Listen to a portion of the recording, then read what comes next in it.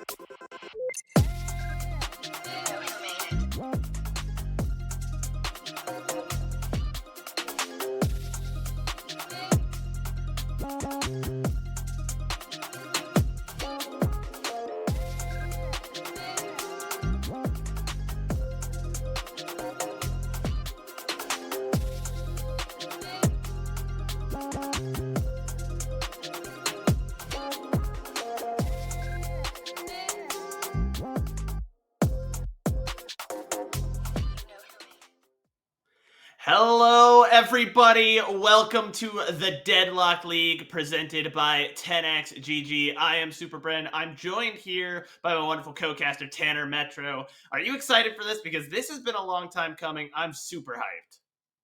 Yeah, it's been in the works for a little bit. We've got an incredible turnout, and it's the first of many, I hope, for this Deadlock League. Yeah, we have a 16-team tournament. We're going to start here with the group stages here in day one. We will move on to the final bracket tomorrow. $500 prize pools are not insignificant for these teams competing here today. And what a bunch of teams they are. Why don't you tell us about it, Tanner? Because I know you're pretty familiar with the scene so far. Yeah, I like this a lot. First, I want to touch on the $500 prize pool. This is great because we've seen so many tournaments that are kind of just peppering these prize pool, making it possible, right? We're not just dumping so much money, expecting so much return, and then not getting that return and being sad. I feel like everybody's handling it appropriately. So shout out to the $500 prize pools and the amount of tournaments. And as far as the amount of teams, yeah, 16 teams. We've got 8 NA, 8 EMEA. We've got some of the most notable squads from North America. I think we have our top 5 teams, top 4 teams in North America, that being Hydra Nation, The Unknown. We've got TF2 Boomers, Patron Pulverizers. I think we had Bottom Barrel kind of waiting in the wings. They were on the wait list. I'm not sure if they got in. However, that would make our top 5 NA teams, really. And then for EU or for EMEA, I think the big standout and the question that we have all had is who beats Buff Enjoyers, right? And Buff Enjoyers are joining us today. I would imagine we see them at some point today, if not, tomorrow for sure. They're going to be making a deep run. And we've had, I guess, like these two titans, right? If Buff Enjoyers are in a tournament, although we're not on LAN and we're playing online, Hydra Nation being in the same tournament is, everybody is chomping at the bit to get that matchup as our number one in NA. And Buff Enjoyers kind of floating in that number one spot in EU or EMEA. So I'm super excited. Like I said, I could talk forever about these teams and what they mean. But I'll give you some of the floor, Bren, just to drive the boat and take us through the show before I get too deep into the weeds. Oh yeah, no, listen. I personally, I come from a very stats analytics focused background, and so I love just to hear about the breakdown, the matchup game, and what a matchup game Deadlock is. Because if you're Yeah. not familiar with the way this game works, it's this hybrid of MOBA and hero shooter that works so elegantly. I really love the game. It allows so much freedom and flexibility, and it's one of the most tactical, positioning based games where you can really do a lot just by understanding the macro, understanding the meta. And that's something I think both the teams you touched on, that's why they've stayed on top, is Yeah. they have their finger on the pulse of what is good, and not only what is good, but how to implement it. And so it's going to be, who can win that matchup? Who can find the wrinkle that no one else is thinking about right now? Because usually when you're the team that Yeah. figures it out first, that's the team that's going to take the tournament. Yeah, and so I feel for, like you mentioned, for Hydra Nation and for Buff Enjoyers, but for a lot of the other teams, we've seen the backgrounds from a lot of the players coming from Apex Legends. We've seen Overwatch, other MOBAs. Everybody's kind of, I feel like if you're a gamer and you're competing in something, you've probably touched every type of game, whether on a casual level or a competitive level, and you've done it at a top tier, right? Whether you're Emerald or Diamond in League of Legends, or you're super high MMR in Dota, or Immortal or Radiant in Valorant, right? And so we get this a true culmination, because I thought Valorant was that.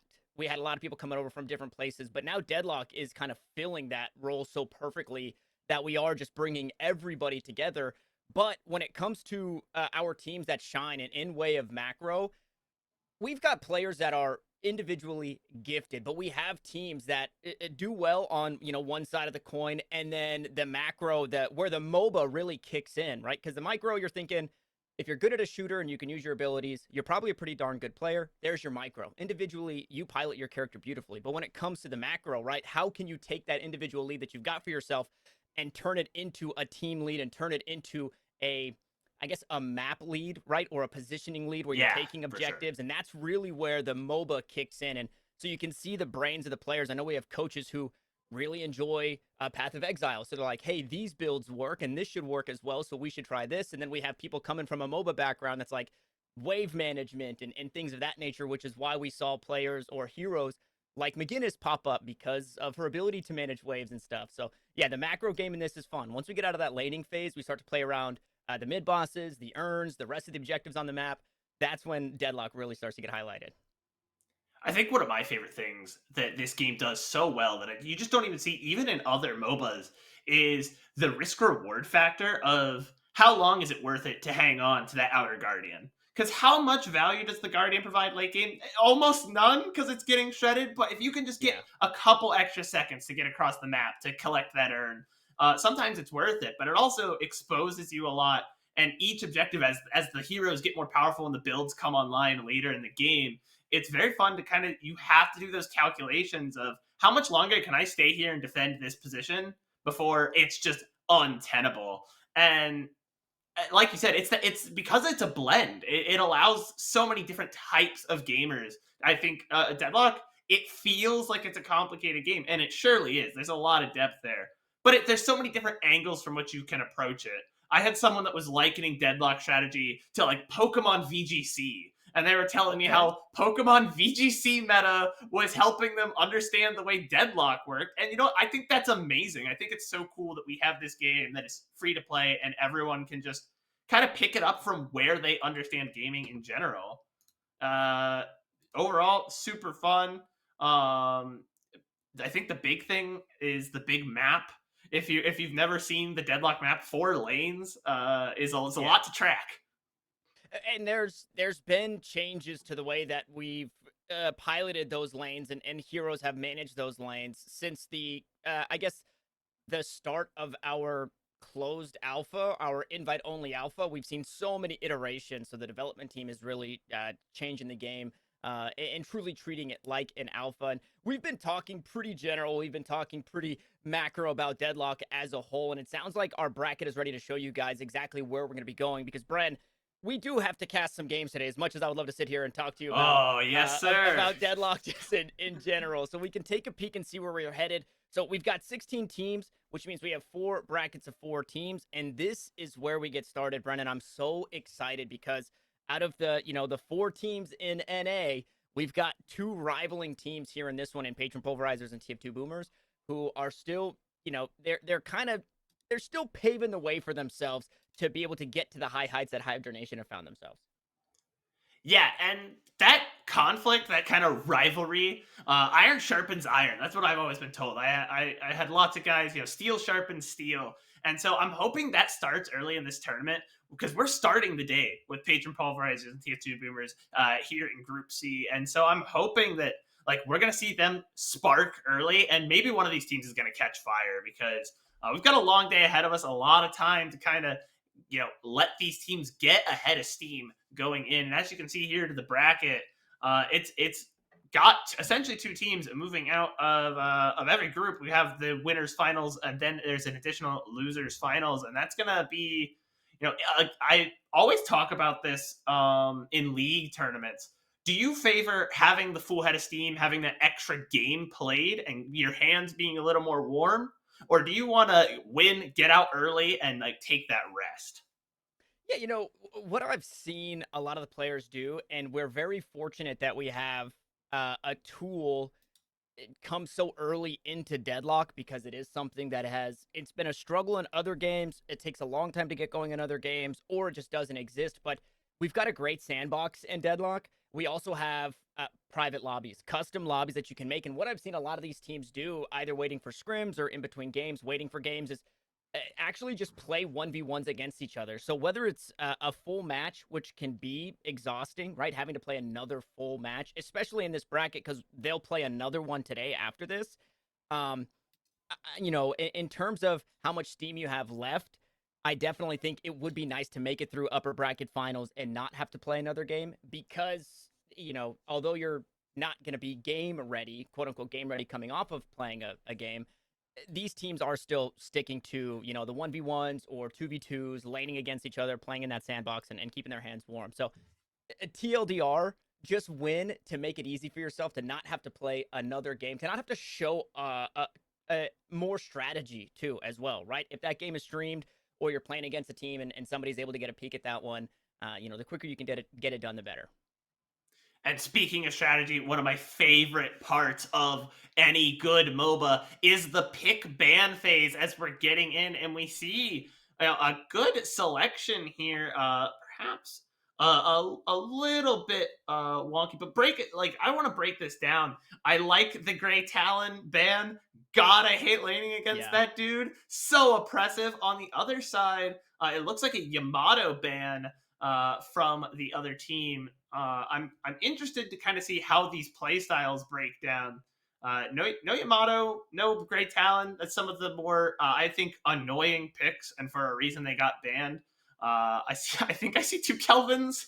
So I don't know how to give you a comp breakdown. The double Kelvin would go a little crazy. I think it'd be a little OP. You get that Arctic Beam maxed out, and everybody's getting tagged by that. No, hopefully we get this short up for you, but at the very least, our bans, I believe, are correct. And so I'm not 100% sure which team is which, but this is what I would have to guess. TF2 is on the left, and okay. So Patron Pulverizers is on the right.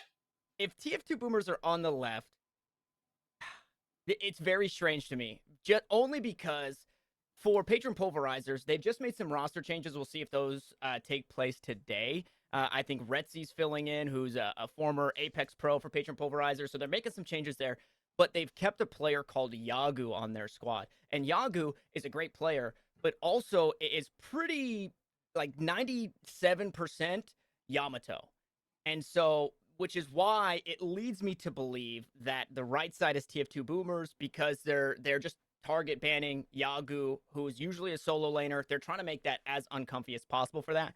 And then on the opposite side, the Gray Talon ban, Zach being recently moved to the sub spot for TF2 Boomers, and Salty filling in. I know that Salty is a Gray Talon player in their own right. So I could be wrong, and it would be strange to have a Yamato ban against TF2 Boomers, because nobody's... Okay, I didn't hear that correctly, unfortunately. Okay, TF2 Boomers is on the right. All right, sweet. So we've got okay. That makes sense. Okay, so everything is kind of adding up here, and then we have our picks. So it looks like Yamato ban for TF2 Boomers, Mirage, Infernus, Abrams, Warden, Viscus, and that last pick is McGinnis, which... McGinnis. That's a scary comp. Yeah, that's pretty terrifying to go against. It's really beefy for the most part across the board. Personally, like when I pick Infernus, I'm playing him as this big engaged tank that allows you to drain your opponents. And pairing that with Abrams, they have a lot of like very in-your-face lockdown that they're going to be able to do. Pretty exciting overall. On the other side, oh no. There we are. I think I've lost our pick bands. I think so too. Hold on. They hooked us up with a draft link, but it does sound like our players are ready, and so we don't need the pick bands. We can talk about compositions early in the game. There we go. There's not too much action because I think our players are ready to get going. We'll have some time to heat up as the game gets started. I am super ready to get into this one. Whew, man. It's first game of the tournament. This is going to really set the tone. It is. It really is going to set the tone, especially because we're getting such a good matchup at the beginning. With Deadlock being as new and as volatile as it has been, teams are forming and disbanding. Roster changes are being made. And so you never know what you're going to get in the first couple of rounds of a tournament. But this one is guaranteed to be a good game. Now, in terms of these two teams specifically, outside of picks and outside of bans, just for storylines, TF2 Boomers, this is the team, when we talk macro, Bren, this is the team that needs to go with something, because they do so well early in the game, and then they make that big mistake. And that's usually why we see them as the bridesmaid and never the bride. So it's very important that as we get into that later game, they're staying on top of that macro. Yeah, and here we are as we get into the game. Again, if you're not familiar, when we talk about that mix of both a MOBA and a shooter, very clearly a third-person hero shooter, but the farms, the confirms, it's such a unique system. And we're getting started here watching the McGinnis lane, and up against the 7 can be a little tricky because there's a lot of routes you can go with 7, both with the arcing shots as well as the electric orb. He's got a lot of ways to confirm that farm. Gonna be a difficult matchup for them to focus on here early. Yeah, it is a matchup, though, where you really do have a lot of control with that wall. We've already seen it early now. It does have a bit longer of a cooldown until you start to pump some points into that spectral wall or the spectral barrier there. But it's one where they're happy to play safe here, no problems. And once that ult gets online, that's really when this McGinnis starts to get going. Yeah, McGinnis, again, we're putting TF2 boomers in the, hey, focus on these guys if you want to talk about macro, at least in the early game. And McGinnis is going to offer a lot of the control, a lot of stability with that champ. We pop over here to the Infernus lane. I talked about the other lane being tricky. Laning against Kelvin is going to be tough. Kelvin is pretty impressive. The frost grenades do a lot of damage. They also do a lot of healing, and I stand corrected in this. I thought Zach was going to be subbed out today for Salty, but it actually looks like Zach is playing in, so that great talent pick targeting Zach there, and he's going to be piloting that Infernus. And this is one of those roster changes for Patron Pulverizers, right? Geo, previously playing with Bottom Barrel, is now going to be playing Patron Pulverizers. And although Geo has a crazy hero pool, as we see Boink on our McGinnis, our support player, getting that first blood, Geo's been forced off of usually an aggressive playmaking pick now onto this Kelvin, who can still make plays, but you will typically see maybe in the back lines building that rescue beam as he gets a good bit of damage out onto his lane respectively. And this is a name that I think I refuse to pronounce on the day, Bren, because what is this? Whoever it is, they're keeping Tankman at bay for now. Yeah, what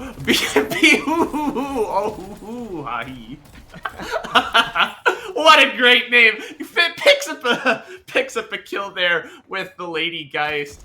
That's a character that I feel like if you're new to the game, you don't know what Lady Geist does until it happens to you, and then you're very, very sad.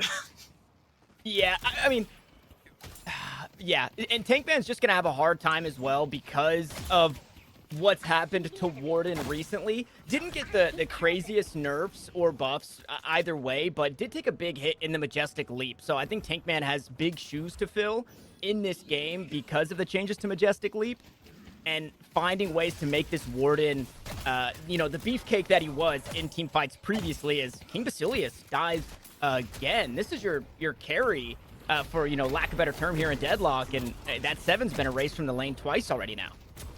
Yeah, 7 is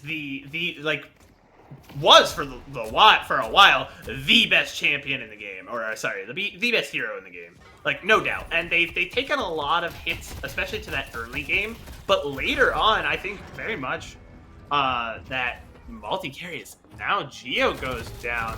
A lot of fighting in the side lane here. Gonna get traded back. Yeah, that's good rotation from Salty, though, trying to answer to this one. Boink also in the area, and Salty allotted another kill. So this Abrams McGinnis lane is the first to get their ultimates online, and this is the punishment we were talking about. Heavy barrage goes out. King Basilius forced away again. And we'll see if they can put anything else on the back of this. It's going deep as Salty. King Basilius goes down for the third time. But there's a player waiting in the wings, right? We've got a pocket just on the outside, but they're not worried about it at all. Out comes the healing there from the McGinnis. Salty's actually looking for more, trying to push that Lady Geist out towards Park here. Yeah, on the far right side of that map, you're going to see now it's a 2v1 for Lady Geist. And you talked about getting the ults online. And they do pick up the Lady Geist kill. We can see a great dive executed there by TF2. Unfortunately traded back there onto their McGinnis. But you talk about the impact of that ult. So much damage so quickly, and setting behind the 7, who is a character that really needs to scale to get that damage online, as a huge flank here from Mirror Man to pick up the kill. This has been a bloody game so far. Lots of action. Yeah, and what's been nice about it, although as you know, we've picked on King Basilius just as much as TF2 Boomers have, we're still sitting pretty in way of our souls count, right? It's still so incredibly close. We're one Guardian for one Guardian, so the kills sitting relatively even as well. And we'll see, you know, where this lead starts to go. But it does feel like TF2 Boomers are being more proactive to get this game started, right? Salty looking to make plays. Zeb is actually the player that's been responding to this Broadway lane, however, and they punish Boink again for sticking a little too far forward, and we'll see if they make changes. The Lady Geist has been in this lane to try and help things out and keep some of that pressure on. Warden in Tankman is also looking to move this way as he's got his lane pushed out, and now Scout maybe a little too far forward here. Zach getting aggressive, wants to push forward through the time wall, though that doesn't feel great. A couple of times in the paradoxical swap to make sure that Zach gets punished for stepping forward a bit too far. And with that, Scout walks away with an assist and a full health bar. And, you know, I liked the play from Sapphire for the longest there. It was really good to focus up all their players. They dragged them into that Broadway lane after Lady Geist had already taken the turret on the far right side.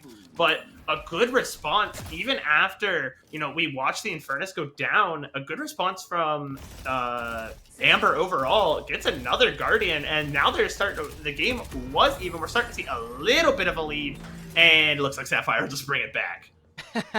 Yeah, bring it right back. They've got themselves another Guardian of their own, and so now we're encroaching on that first flex spot for both of these teams, and I think Salty might be happy to have something as he's maxed out on his weapon items. He's got a couple of spots for the spirit items. Early slowing hex as well.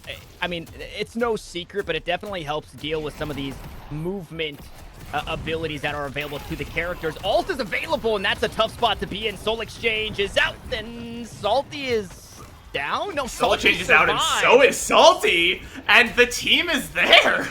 A great play overall. They're going to go look for more. Yeah, and Salty's not done. He gets basically topped off here. Doesn't have the Siphon Life, but a shoulder charge available. However, the Guardian is still up. Beautiful parry. Tries to get one right back, but King Basilius a little too slow on the punch there and will fall underneath the Guardian here, and it should be another and that first flex spot for TF2 Boomers.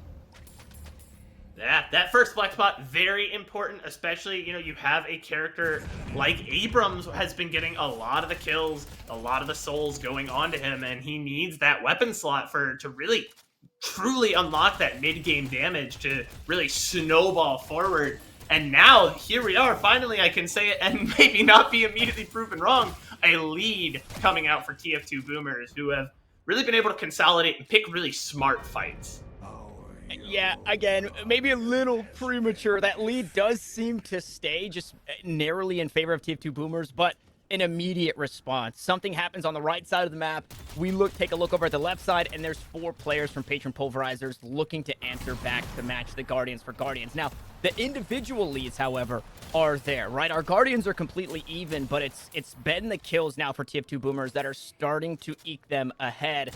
And I don't want to curse them. I never want to curse anybody, but you know as casters that we love to do that. But this is what we see from TF2 Boomers. We see a very strong early game. We see them manage lanes well, manage the map well. And once we get to that 15-minute mark, all eyes on them to see if they can hang on to it. As Deathy put in a tough spot there. Looked like the paradoxical swap maybe missed in the cube, unfortunately. Not going to be enough to keep him alive. It's actually put Mirror Man in a tough spot here as Geo works his way into the lane. And our Lady Geist in BO is enough to force that Viscous all the way back to base. Yeah, forcing the Viscous out, picking up the kill as well, or the kill assist there for Lady Geist. Very good response, and it does come down to that individual lead. Pretty much the entirety of TF2 Boomer's lead is stacked up on the Abrams. So Salty's going to have their work cut out for them to be able to pick up the team, kind of put them in the backpack, get them through the mid game, and hopefully let everyone else scale up the way he has. And speaking of Salty, he's duking it out with Deathy out on the outside of the map, Uptown Park. And unfortunately, at 2v3, it doesn't go the way to get started. It leaves Salty all on his lonesome.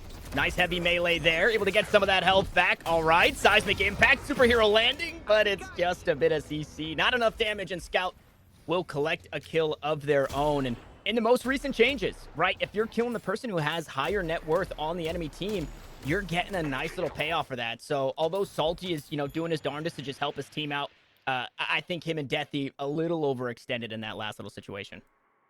Yeah, definitely. You have to be careful.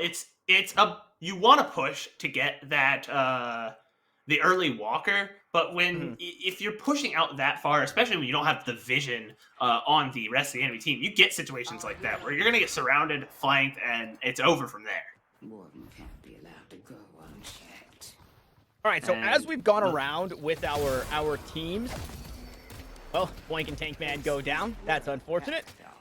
It's actually Zach and Salty are playing. Salty was filling the shoes of Zach, and that's, put Zach on the, I don't know, the consistent carry in Infernus. But TF2 Boomers are actually missing their normal carry in Benji today. So, they're putting up a pretty good fight, barring missing a huge tool for their squad that they do usually have. And that lead that we talked about, that was once 3K in favor of TF2 Boomers. A couple of kills later is all shored up once more. Urn has been picked up. We'll see if Patron Pulverizers are allowed to get this one. It's a neutral urn, though, so, anybody can look to fight for this one as we move our way towards Park. Yeah, no Guardians on either side. The wave state pretty much even on that side of the map. And it looks like the urn's going to get caught up over there way earlier. We got a whole bunch of people moving in. Look at that on the map. We're about to see it come in, and here comes the pocket as well. Yeah, up and over the top, trying to answer for this one as that Guardian goes down. It's that front line now all gone as we go up top. Storm Cloud available. Boink taking damage as he tries to back away, but he blocks himself in there with Zeb, who's going to look to get his way back into the fight. Goo Ball never used. Mirror Man could not find a way into the fight. Instead, they've picked up the urn, and now they're playing Protect the President to see if they can help Salty get this one across the map. Yeah, now we're almost in the same position where the urn is back to starting on the other side of the map, and it has been just changed hands. Now it is Amber who has the urn, and they're going to go ahead and take the long route.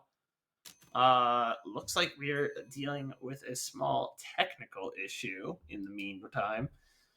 Overall, game, back and forth has been the way to describe it. We talked about just that small lead picked up, and we were, looking at Salty to kind of be the carry for TF2 Boomers just with the amount of souls that Abrams picked up in the early game, but good responses. And now, Patron Pulverizers have played very, very well to just keep the game perfectly even.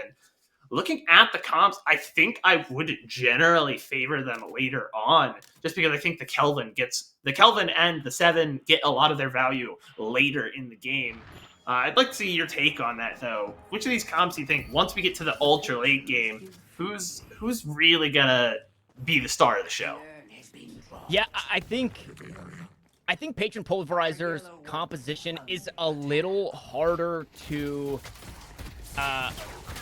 execute outside of this here, but I mean, we're seeing it, right? We know that 7 gets strong, but so does the Mirage. The Mirage definitely needs to find some tuning that it, quiets down that gun damage that he has just inherently, and then the Jin's Mark on top of it, as King Basilius just getting pushed underneath the walker here. They are going to continue to play out this 1v1 Deathy, trying to keep the pressure on. The urn was never secured, so that one actually walked all the way back, and it looks like Patron Pulverizers might try to pick that one up, but outside of this small skirmish that we had, I do think the 7 comes online late. It does feel bad that it's starting, a little later than you would have liked for King Basilius, because he had a little bit harder time. And as I say that, it's Deathy who's having a hard time. He eventually gets answered for. So they're looking to make up for the lost time that 7 had.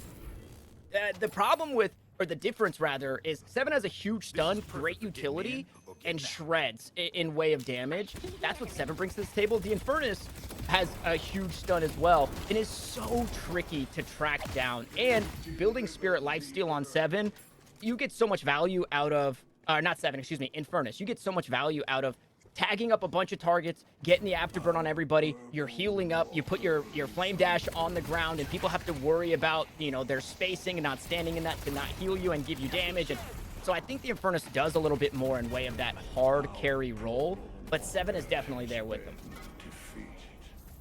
Yeah, I definitely think the lifesteal on the Infernus is where I'd set that guy apart in the late game, because you build him right, it's essentially just a pure tank. As Salty's going in, just dominating kill on Scout there, just rushed him down.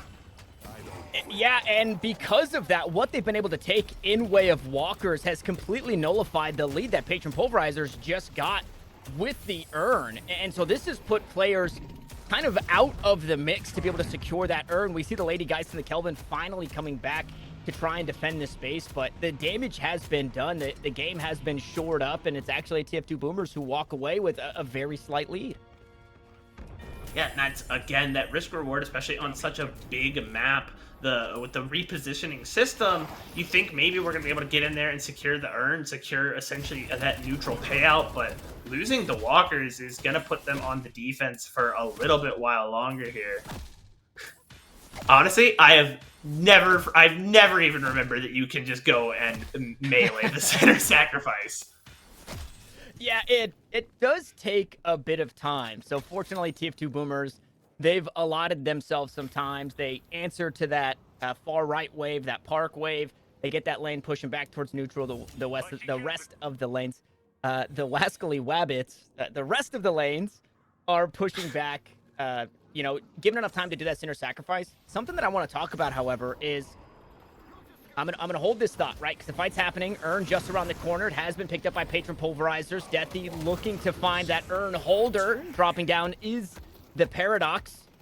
Zeb's got that affliction on, so the health is starting to tick away. These beefy boys are starting to get cut through as well, should he have that healing reduction on the ultimate. Shiv now looking to get his way into the mix, and Salty's still sitting on the ultimate. Has that seismic impact, hasn't chose to dive in just yet. And I mean, this is it, right? This is that play. TF2 Boomers have to win this fight here, or they lose so much. And Salty's the first to go down. Tankman also at half HP. Geo still gonna stay alive inside the frozen shelter.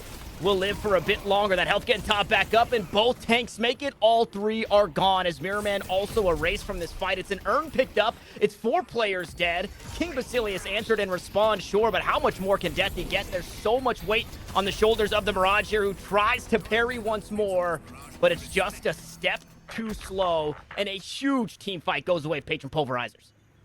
Yeah, and it's what you were talking about. It's almost like it's a self-fulfilling prophecy with TF2 Boomers at this point, where we knew it was a possibility. We called it out, and then it happens. There's that one play, and there it is. What a huge play, swinging the lead massively into the favor of the Patron Pulverizers. Not only shutting down the urn play, but getting 5 kills to boot. A really, really well-executed fight. I think the big thing was they kept track of Deathy on that Mirage and never let themselves get out of position. So by the time that TF2 Boomers were set up for the fight, by the time they could even start Salty on the engage, he was too low. He was already below half health, and there was just no angle into the fight from there. Yeah, man. And what I wanted to talk about before that fight actually took place was the game was even, relatively, right? Couple thousand souls, you know, it's not, 3,000 souls and you divide it 6 ways. If that's how it's breaking up, it's, 500 souls a person. They've got a tier 1 item that they probably already had. But the game being so close with TF2 Boomers with a slight lead, it hurt because they had easier souls on the map for Patron Pulverizers to find. So not only do they lose the urn and that fight, but if you look at the board, somehow that Guardian is still standing and Broadway's been untouched. But now all their walkers, except for 1, are gone, right? And, losing that fight, not only that'll even the score alone, that'll even the souls alone. But then because you had those walkers and those Guardians still up, to lose those after the fight, it's just insult to injury. So it stings, right? 18,000 souls now down are TF2 Boomers, and it looks like they want to try and push the pace. They're still looking to answer to what's going on this map here. And Salty just steps right on through. He's silenced. Stormcloud will force the rest of TF2 Boomers away, and we'll see if they're allowed out of this fight. You saw Mirror Man going flying across the screen. There it Tank Cannon Point comes. go down, and now you just have to salvage, right? You do not want to die here because there's more free souls to take on the map for Patron Pulverizers in that Guardian and Walker on Broadway.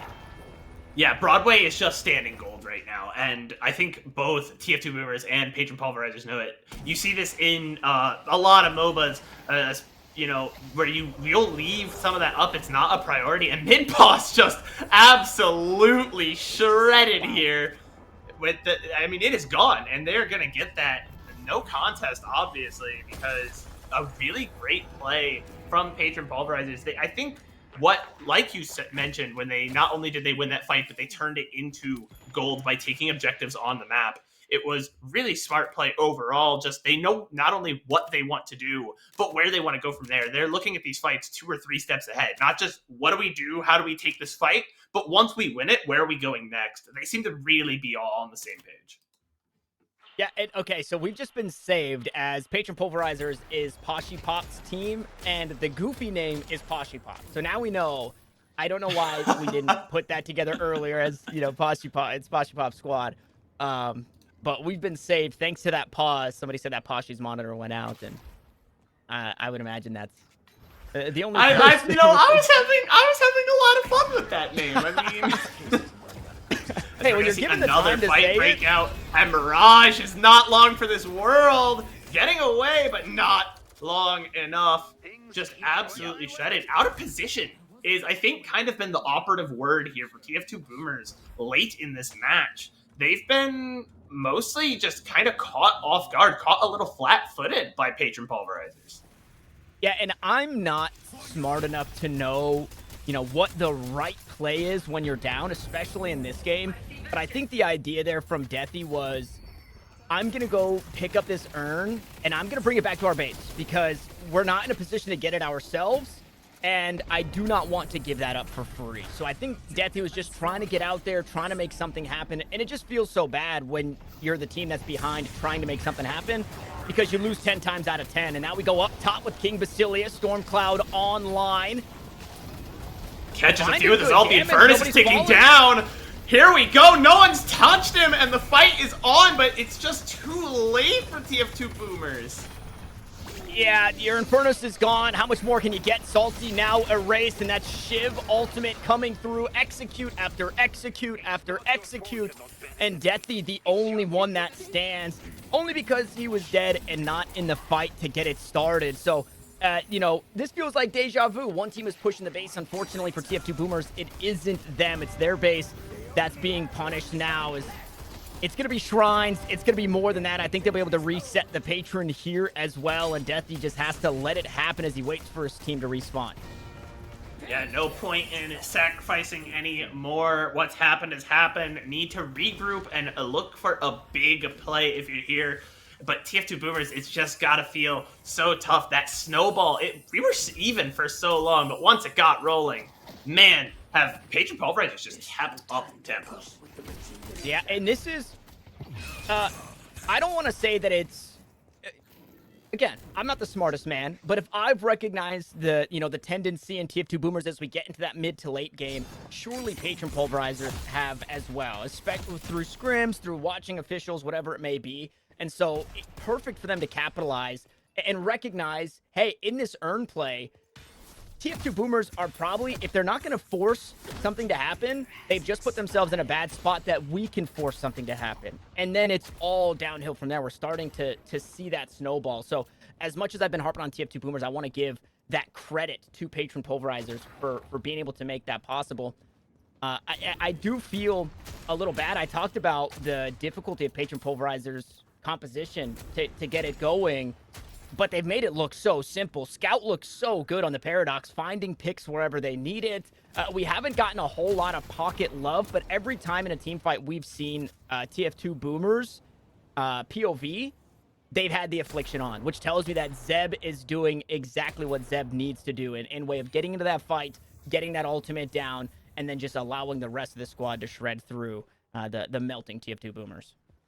Yeah, it's so difficult to win a fight when someone like Zeb is so slippery, can get in there and just you're just stuck dealing with it. Once he's got that affliction on, you can't really do anything if you don't have any active cleanse or anything like that to clear it off. Yeah. And so they're just stuck eating damage with no recourse, and it's overall just been a solidly executed game plan here in the late game for the side of Patron Pulverizers. Like I said, I think the big thing for me has been they look very in sync. They're all on the same page, and it seems like they're always on the same page.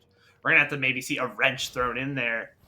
It looks like we're kind of entering a lull, but someone is caught out here on the side. Poor McGinnis is gone. That might be all they need.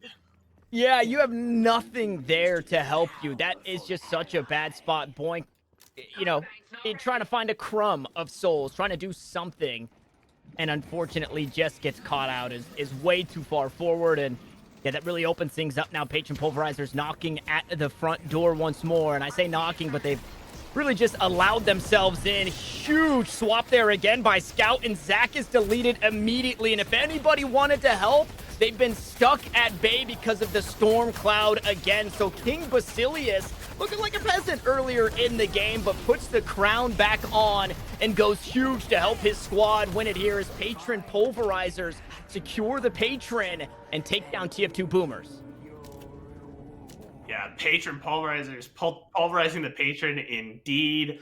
A great first game. We talked about setting the tone. I personally, I feel pretty good about that game setting the tone. I think that means we're in for an exciting tournament.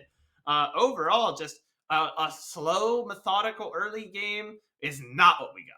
Absolutely not. No. It was bloody. It was fights, and we thought for sure, okay, like these guys, these TF2 Boomers, they're going to apply the pressure, but the regroup from Patron Pulverizers, I just want to say, like, both these teams, clap and a half for both of you guys, because what a fun match to start the day with. Yeah, and to kind of put a barometer on where both of these teams are, both of these teams have been invited to the weekly Deadlock Fight Night, which are the best teams in EU playing for a King of the Hill spot and the best teams of NA playing for a King of the Hill spot. And they've gone out in respective spots, I believe, third place for both of these squads. So this was as good as a match gets. I do want to give some love, however. I'm going to give my condolences first for TF2 Boomers. That stinks. We talked about at the very start of the show, or at the very start of the game, rather, TF2 Boomers need to avoid that big play, and we saw it. It was that earn play downtown park, and they lose a fight. They lose so much more because of it. That stings. They are a player down, however. Benji is usually everywhere with this squad, so there's a definitely, not that Zach doesn't fit that role, because Zach kind of played secondary carry to Benji, and so Zach slots in well, but unfortunately, it's just not Benji, right? It's just not that comfortability that Benji brings to the squad. And then on the inverse, they tried to target Yagu's Yamato, and they banned it away. And Yagu looked pretty darn good on the Shiv. So it seems like Patron Pulverizers are really as well-rounded as they looked in game. They're doing it out of game as well and expanding those hero pools. The new additions to the squad in, Geo filling in. I think that looked pretty good for Geo. Scout looked pretty good on the Paradox. So Patron Pulverizers, they surprised me, especially after looking at those, the pick bans. Yeah, overall, just up to down, a good game to start with, but not the only one. So that does mean we're going to throw it to a short break, and we will be back with more Deadlock, hopefully very soon. And we've got a full day ahead of us. I'm super excited.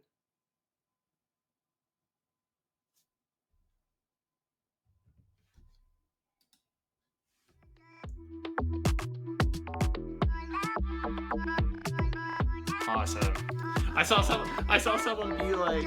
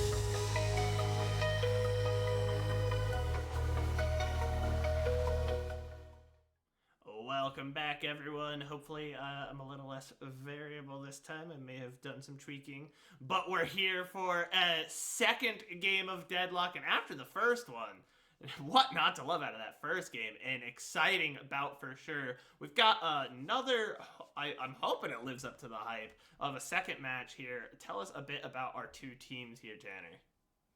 Yeah, so I tried to do some research in between because I'm not incredibly familiar with our EMEA squads outside of, the top 2 or 3. We've got DMS, we've got, I'm not even going to try and pronounce it, but they just finished second, and then we've got Buff Enjoyers who are playing in Group B, but we've got Melee Creeps taking on Pass, and what's exciting about this one is it is going to be an EU versus EU matchup, so we get a different look. And for anybody who's here watching their friends or, watching from the EU side of things, the EMEA side of things, or the NA side of things, you're definitely going to feel the difference in play style when it comes to our European squad. So you can see we're right there in that upper bracket final with Melee Creeps and Pass, and then down on the bottom side, Endear Esports and Oops Sorry. But I think there's a lot more. The Paradox gets a lot more priority, I think, when it comes to Europe in way of playing a carry role. They also completely push McGinnis to the side a lot of the time. I would imagine we still see similar power picks. Like, I know everybody feels like Grey Talon is way too strong. So that right there is going to be something that might be prioritized for both of these teams. But the game it's definitely a different world when we cross the pond. Yeah, and we'll see that when we get into the draft, a very different draft setup. A couple of returning faces, I think, especially Melee Creeps, as a team that looks fairly standard. But once we get over here to picks, I think Pass has a team that I find to be pretty interesting, pretty dynamic, especially when we compare it to the last matchup. We'll see here that they've got a neat comp. I think what calls out for me is they've picked up the Ivy, which Ivy is such a unique character to this game, it feels like. There's so many ways that it kind of combos with the other characters and the other mechanics. And so I personally think it's going to add a new wrinkle, as we can see the Grey Talon band as well as the Kelvin. And overall, like I said, a pretty standard looking draft on the left there from Melee Creeps, but Pass's draft, well, I'll call it out for you guys. Pass is running Lash, Wraith, McGinnis, Ivy, Shiv, and Bebop. So, very different. Lots of new heroes showing up for this one. Yeah, and not to take away from, they definitely make me eat my words in picking up that McGinnis. But I think where McGinnis is right now and the damage that the ultimate brings to the fights and just the pressure that the McGinnis brings to objectives, structural objectives, I should say, I think that's why we're seeing the McGinnis jump up in the priority for Europe, because they've got their support, if you're, put it in quotes, in your Ivy and Bebop. But it sounds like the game is ready to go, so we'll see exactly how this McGinnis does pan out for the squad. And on the opposite side, it looks pretty darn good. We got a Paradox first pick. That is, I feel like, to be expected. So Melee Creeps are happy to have that Paradox pick. The Viscous, obviously, super high priority. My eyes are really just going to be on the Bebop McGinnis. And if that is a lane that they want to play together, you have a lot of control in how you force that ebb and flow of the lane. With the, McGinnis wall, being able to farm safely or stall the lane if you want to. And then nobody wants to push a Bebop because you get pulled under a turret or you get pulled under the Guardian, and that just doesn't feel good. But here we go. We're finally jumping on into it. Melee Creeps, your Amber Hand. Pass, your Sapphire Flame, or maybe opposite? It looks like we've got, maybe I had it. Maybe it was labeled wrong in, on one side or the other. I am seeing the Pass up here as our Amber Hand, so maybe I gave you the draft wrong. My apologies there, folks. No, I think we're wrong up top. Because I think Spirit Abuser plays for Melee Creeps. So, yes, don't worry about that. Yes. Melee Creeps, your Amber Hand. Pass, your Sapphire Flame. We jump right on into it. Jimmicle and Spirit Abuser can be rocking things here on Broadway with that Warden Paradox combo. So if you get trapped by the Warden's Binding Word, you're getting swapped, and that's just how it's going to go, unfortunately.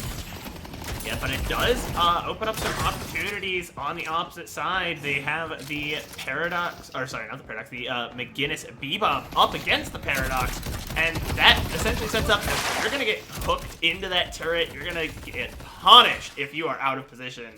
So I think this is going to be a very interesting back and forth lane here on Broadway. Obviously, I think Lash and Ivy, another fun combo to watch over there in Greenwich. And already we have a kill over in Park. Average Joe just going for it right off the rip. Yeah, Average Joe picked up that kill, a big one onto that Shiv. And then a little bit of pressure here in this lane, right? Jimmicle gets gripped, and you're seeing why the Bebop and McGinnis lane can be so strong. Somebody gets pulled, that wall goes up, and you're either blocked off in a bad spot or separated from your teammate, and there wasn't really any way for Spirit Abuser to help out in that situation. So we'll have to keep a mindful eye on Broadway to see if they can't find anybody stepping a bit too far across that line of scrimmage that has been set. Meanwhile, Greenwich, a lot of pressure coming out from this Viscous Abrams, just as you would expect as well. We've already seen a couple of puddle punches from downtown to try and play that displacement game. We'll see if Pass give them that inch, so that way melee creeps can take the mile. Yeah, I think melee... Oh, man, it's a bunch of kills come out across the map all the way over there in York. It looks like both players went down. And so we're going to see, I think, similar to our last game where we've got a lot of separated skirmishes early. I'm wondering which team is going to want to pull the trigger here first and just say, we're going for it, it's our time. Because for me, I'm not sure. I don't know enough about either of these teams or the EU scene to know when our kind of go for it moment is. But both these teams have a lot of tools. I think Lash and Bebop have lots of ways to essentially force the enemy to interact with you. And additionally, you have, Paradox on the other side that if you get hit with a bad swap, or the Infernus who is going to chase you down. I'm interested to see how it ends up working out, because both these teams kind of established their line of scrimmage early here and are just waiting to see what happens. Yeah, and I made mention that we might be looking at a couple of EMEA teams. I could be wrong. I'm pretty sure Jimmicle plays NA, and I'm pretty sure the 8 Spooky also plays in NA and has just recently played. I saw a pretty interesting meme the other day of 8 Spooky who did 8 objective damage in a game, and I think it might have been against Hydra Nation or something of this sort. So we're a little all over the place in way of regions as the Viscous finds yet another kill. Ivy doesn't bring that same amount of pressure as Jimmicle gets grabbed once more. This Bebop finding a target, that being 8 Spooky, who's on grab number 8 maybe at this point. Fortunately, Jimmicle's able to just walk away this time. And again, I think we're back to a relative period of calm, which is, something that not necessarily unique to this game, but unique to the MOBA style, where when there's nothing going on, you don't necessarily have to be looking to make something happen. You can just look to, kind of power farm.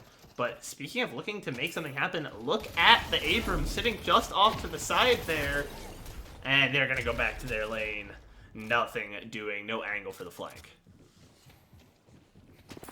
Yeah, and the Ivy pickup is a nice one to have for your support role, especially with Kelvin being banned away, because you get so much value out of an Ivy rescue beam, and that's almost positively where that item will go. And the aerial Ivy, the AC-130 that Ivy can be, it just gets amplified so much more when you're flying around doing damage, but also able to pull somebody out of a rough situation.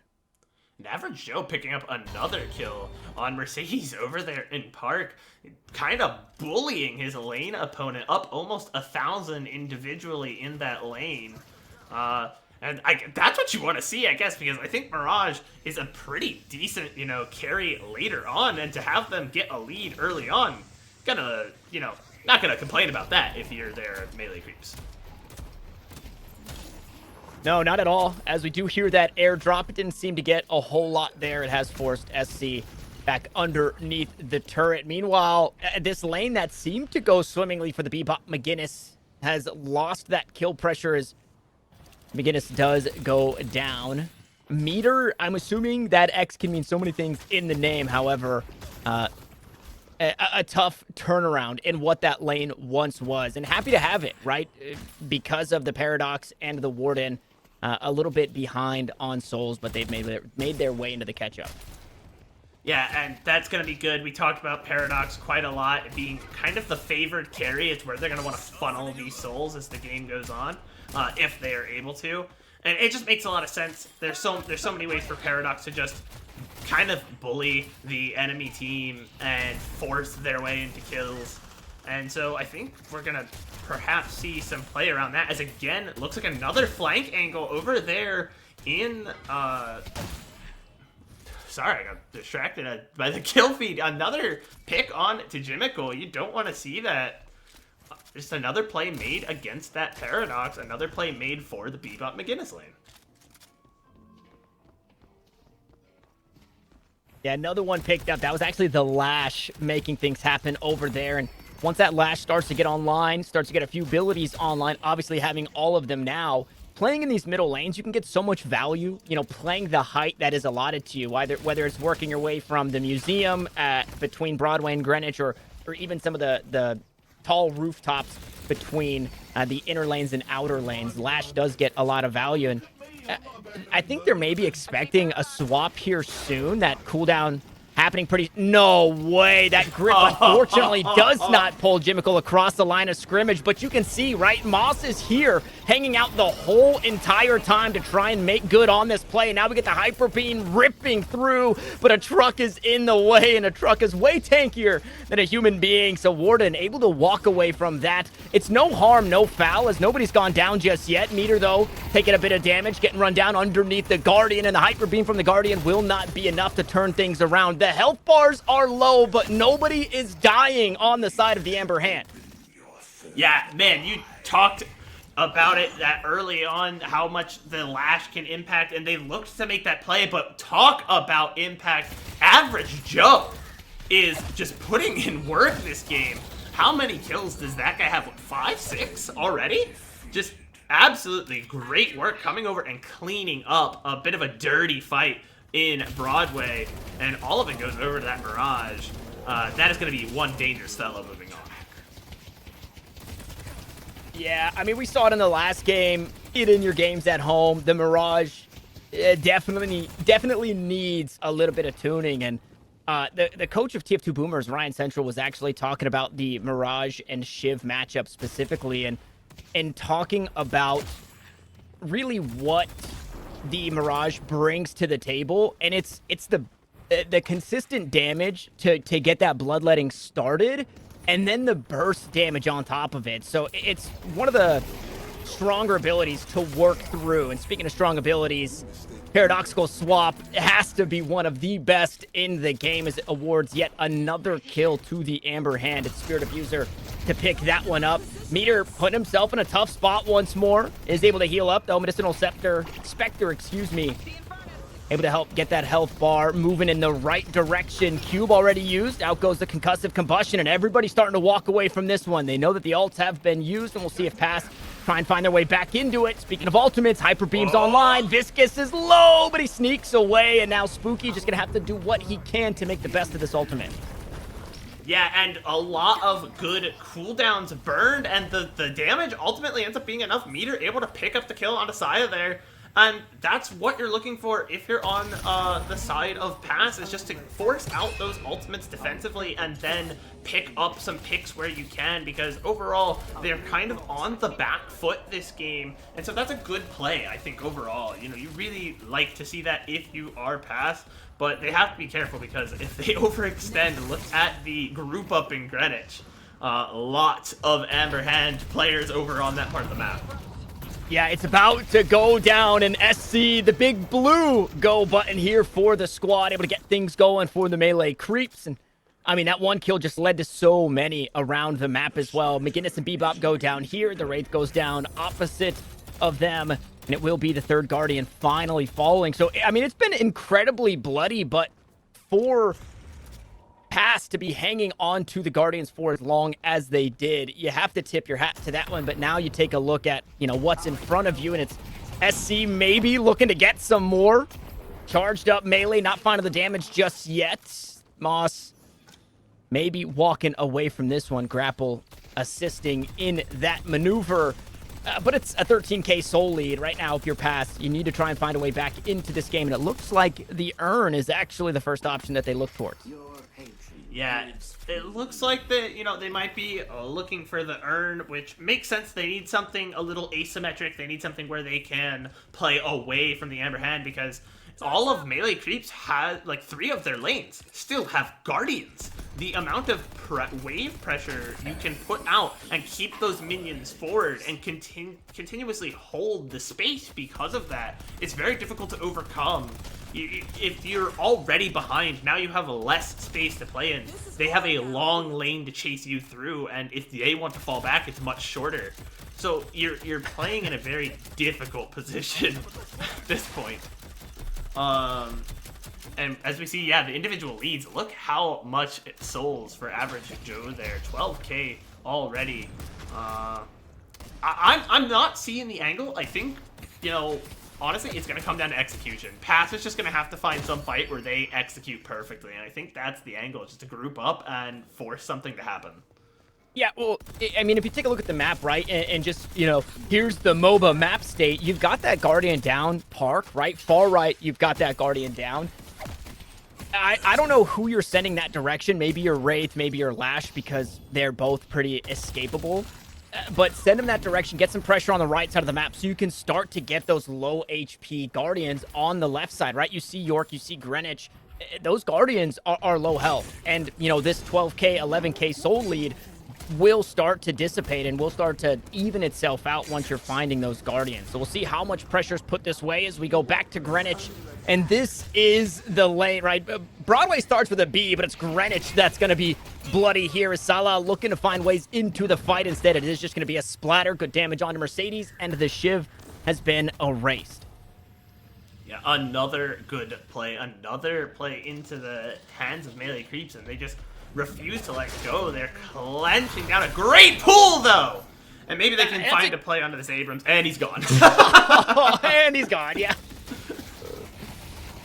That's tough. I mean, Abrams, maybe not the target you want to grab because he also wants to be right on top of you, but you take what you can get at this point if you're past, right? So 8 Spooky just looking for opportunities for the squad. Unfortunately, they could not convert there. Thanks to Viscous doing Viscous things. Yeah, oh, and maybe a pick here, but immediately the cube into the rescue beam, but not back from Bebop! They might get the pick, and he's out! There's no way! Yeah, it makes it out. Divine Barrier also helps in the tankiness. We've got Shiv looking to survive some way, somehow. Bloodletting online, but it's been used, and that health bar does slowly start to dissipate.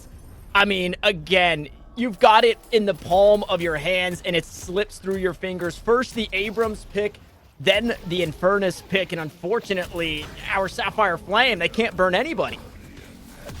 And that ends up being, the kind of story of the game so far for poor Pass is an inch forward, a mile back, as they can't really get anything going.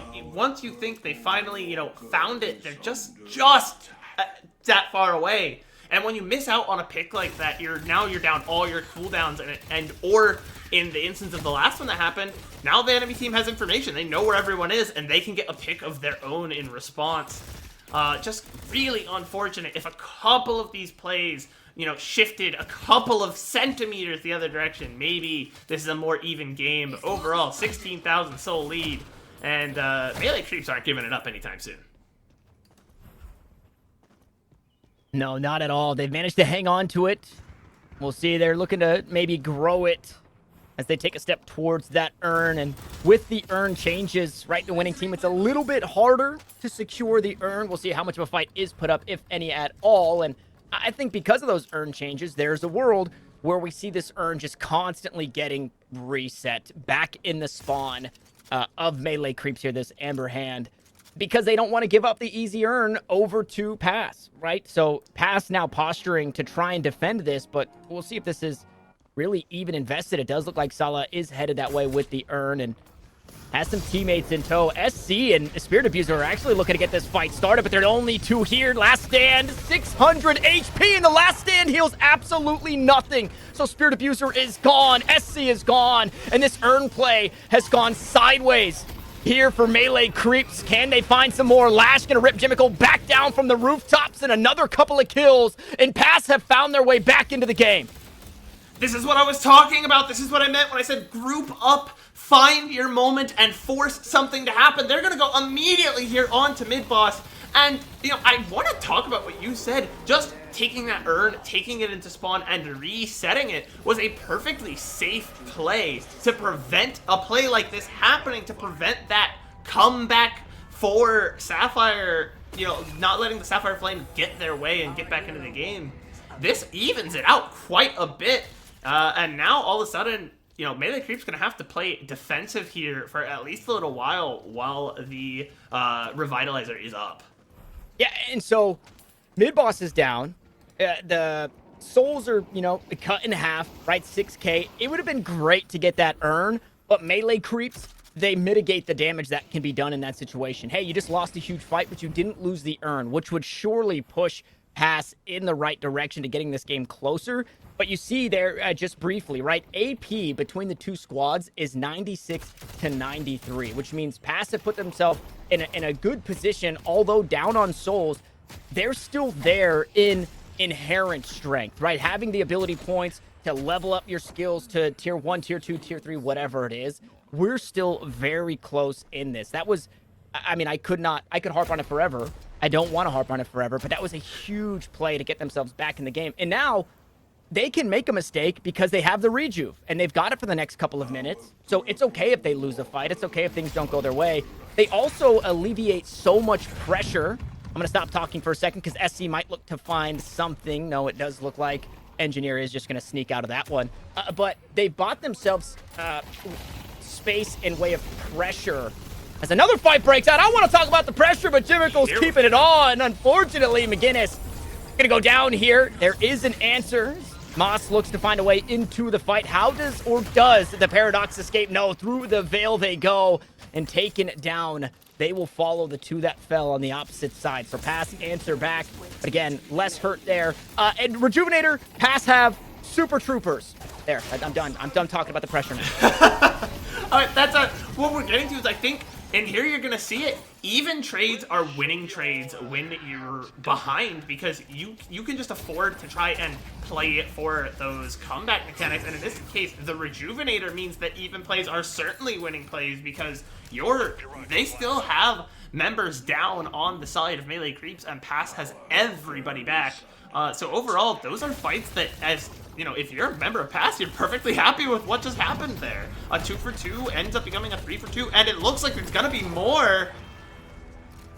SC though, able to take down the. I feel like I would get in trouble. Surely we just say Wraith for that one. Surely yeah, Wraith. Yeah, Wraith. Yeah. I was like, on, I had to pause for a moment.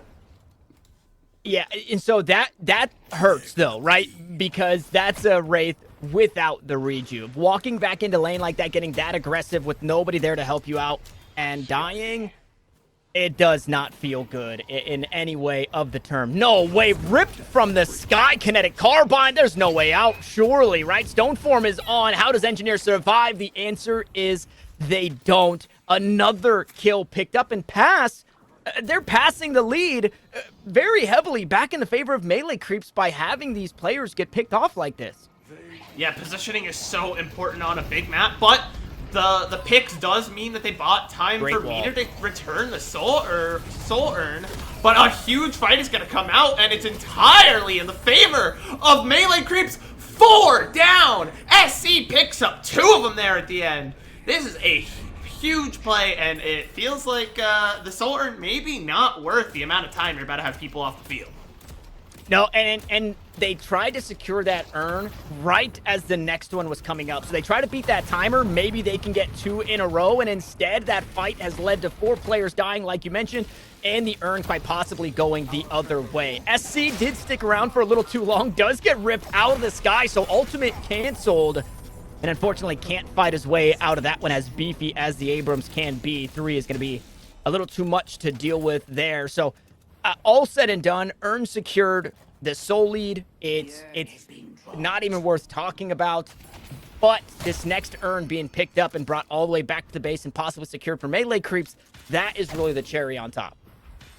Yeah, if you're melee creeps, you kind of are looking to play around this next Earn fight, because I think overall it looks like they've had the edge, at least in teamfight execution. Overall, I think they've been doing better, but again, Pass have had a couple of good opportunities, and it's kept them in the game. This next big fight might really decide your winner here. Everyone's kind of spread out across the map, though. Now we're starting to see the group up. All of the members of Pass, all the Sapphire Flame, are maybe getting baited. I don't know what I'm talking about anymore. I'm looking at this mini-map, but I'm not understanding what's going on. There we are, yeah, 4 members. The Earn took so long that Pass kind of just gave up on it. They said, okay, we want to try and play goaltender on this Earn. We're going to make sure it doesn't score. Then it took forever to get there, so they were thinking, okay, we've got pressure on the right side of the map. Let's just teleport across. Let's try and get that walker. And melee creeps have the read. They meet him over there. They find the kill onto the Shiv. So Mercedes taken down, but the Earn has been dropped. And now what is the answer, right? 2 players beaten feet back this way, trying to get into the mix. Spirit Abuser is there. It's picked up by Pass, but do they win the fight that ensues? And it doesn't look like it. Another pick down for melee creeps, getting another kill on the board. Just the way these teams have been grouping, it's just been a very different end game here as opposed to the one we previously saw. Looks like we're maybe due for a big team fight up in York. And here it comes. I mean, you're a player down still, right? You don't have your Bebop, you don't have your Hyper Beam. Surely you look to back away from this one. Heavy Barrage assists on the kill on Brayden, so that is the Infernus out of the fight.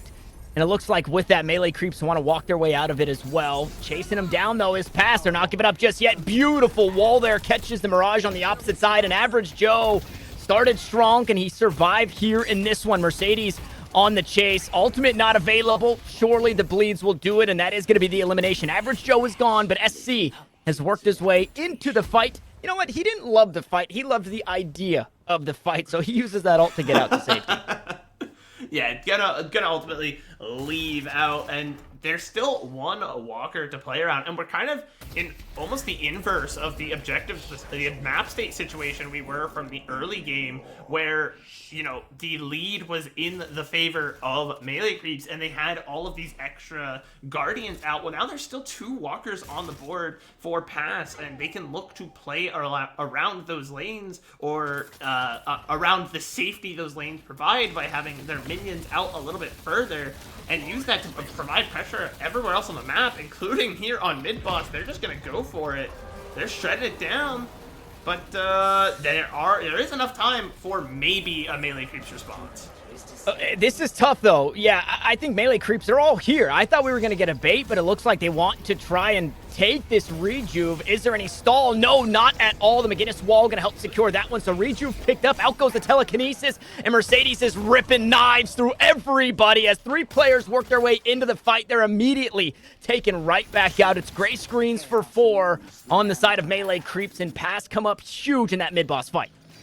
Pass have come up huge, and both plays have been getting rejuve, getting mid-boss down, and that's huge just in and of itself, but on top of the big kills, I really, if we look back on that fight, the thing I want to hit on is it just felt like melee creeps filtered in 1 by 1, died, the next person comes in and dies, and because of that, they're losing their whole base right now.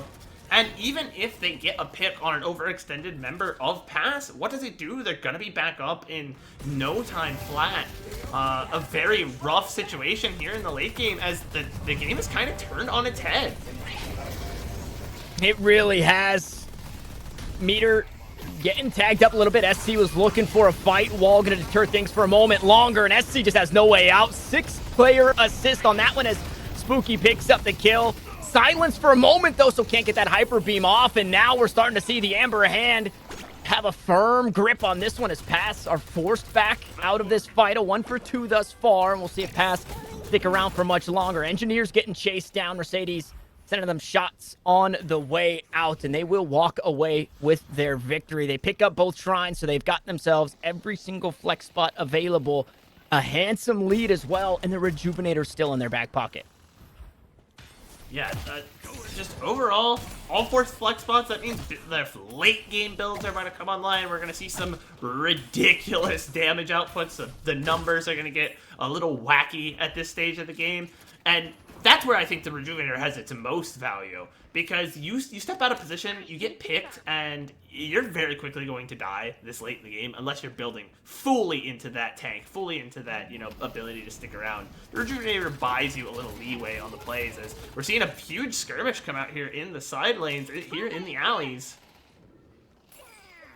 Yeah, Sala all alone. It was forced to use the goo ball, and even through the resistances, eventually gets taken down. And I mean, you see right now the call for melee creeps is, hey, we got to huddle up. We got to stop what we were doing. We're looking to get our lanes pushing. We're looking to alleviate some of this pressure, but now we have to back away and try and save our base from what should be a 6-man push coming this way from Pass.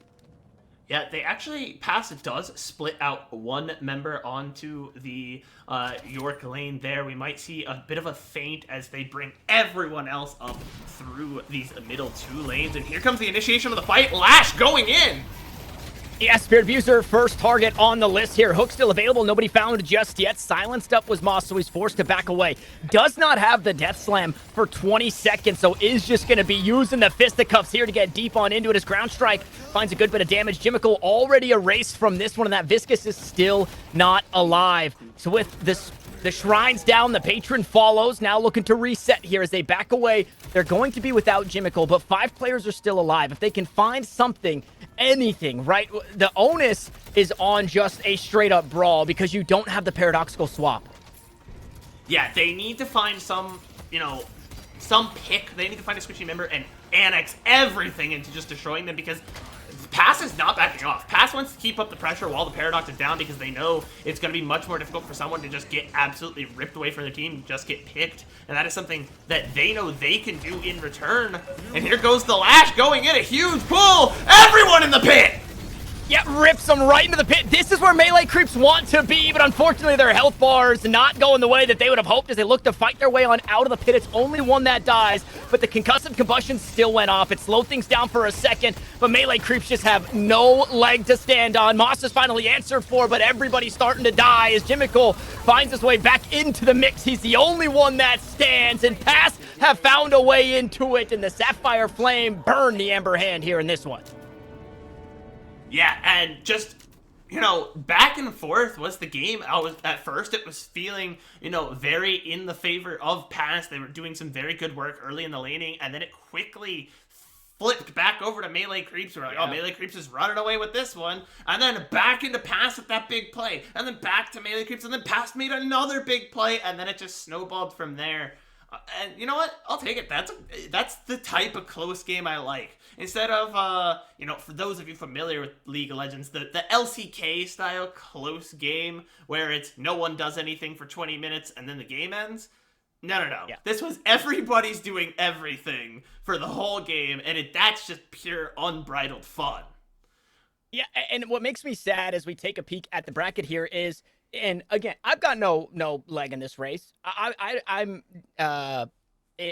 partial to whoever wins. I could not care less. But as a spectator and a lover of Deadlock, this was Melee Creep's game, right? This was their game to lose, but it was that earn play where Spirit Abuser and SC are trying to set up and clear things out on that side of the map. They have to travel a little deeper to score the earn because they had the lead at that point, and then they die before the earn play, in quotes, actually happens. And from there, Pass was able to just claw their way back on into it. So it does look like Pass will be moving forward. Melee Creep's going to be dropping on down to play. Oops, sorry. But what a game. That one delivered just as much as the first one. And for 2 teams with familiar names that I've seen around the block, but not teams as full as, full sixes with coaches and things like that, like we saw in the previous one, this was a match that delivered. And you don't always get that in the first couple of rounds of a Deadlock tournament. So shout out to Deadlock League for putting this one together. They've got 16 teams that are just going head-to-head, no problem. Yeah, and that means, it's not over for Melee Creeps. They, like you said, still have one more round against Oops Sorry, but that does mean we're not going to see them again here today as we move on to our next match. The other person we're not going to be seeing any more of today is you, unfortunately, Tanner.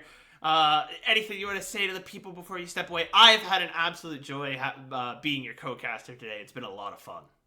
No, I've had a blast, man. And again, I love Deadlock so much. I'm here for all of it. I'm trying to grab just a quick bracket. I'm pretty sure we're headed up to the top side of the bracket. If you guys saw it earlier, and you know, the first game, you never know what you're gonna get. We got a banger. The second game, you never know what you're gonna get. We got a banger. And now it only gets better from here as the competition just continues to tighten up. So I implore you not to click away if one of your favorite teams isn't going to be playing on stream because yeah, so A losers finals, which has Hydra Nation, the Unknown, Skyline GG, and Spectre Esports. I would assume that we're seeing the Unknown up there. If there's a world that we see Hydra Nation in that lower final, Oh, that means that there was would an be upset that crazy. happened. That would Yeah, be so that would okay, be a little crazy. we might have the bracket, so I can sprinkle some Here love we here go. on this one. Okay, so they're not finished quite yet, which that Hydra Nation versus the Unknown, that is seemingly the number one versus the number two. If you guys are unfamiliar, Hydra Nation, previously the Cabal, then they became Mahjong and Krill, then they pieced together Hydra Nation where they absorbed the number two team in Deadlock Deep State, and they've made this super team, and the Unknown are okay, so it does look like the Unknown lost. There we go. We get the update there. That is going to be a banger. The Unknown squad has champions from other MOBAs. It has champions from other shooters. Some names that you guys might recognize from the Valorant scene and the Smite scene. So don't go anywhere. That is going to be a matchup, and I'm sad that I'm not casting it, but I got a 8-year-old that has some baseball stuff going on, so I got to get going. But please, please, please do not click away because this next matchup is going to be a banger. And Bren, I hope you enjoy it. I'll be listening on my phone. Yeah, I'll be so excited to bring it to you. That does mean we need to take a short break before we bring you this absolute banger of a losers finals there from Group A. We'll be right back.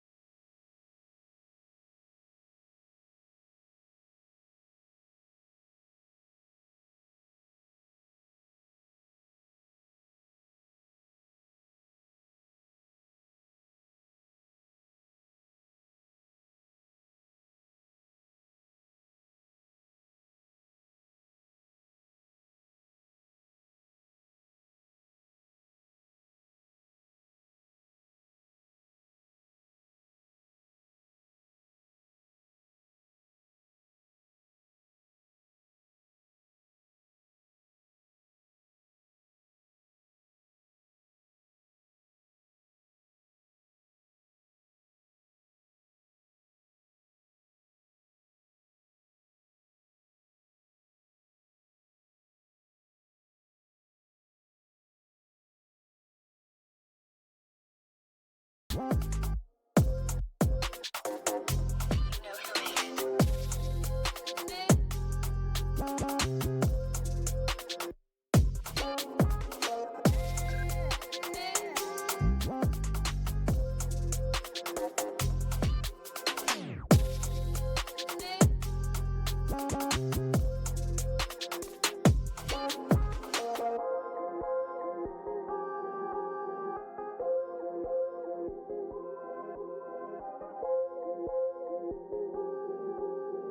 know who made it.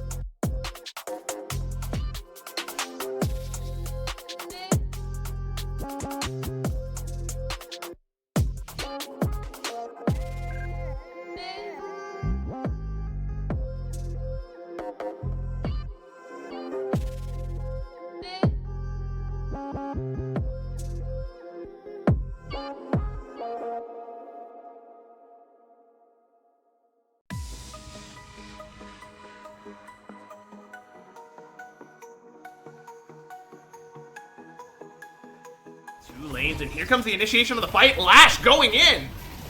Yeah, Spirit Abuser, first target on the list here. Hook still available. Nobody found just yet. Silenced up was Moss, so he's forced to back away.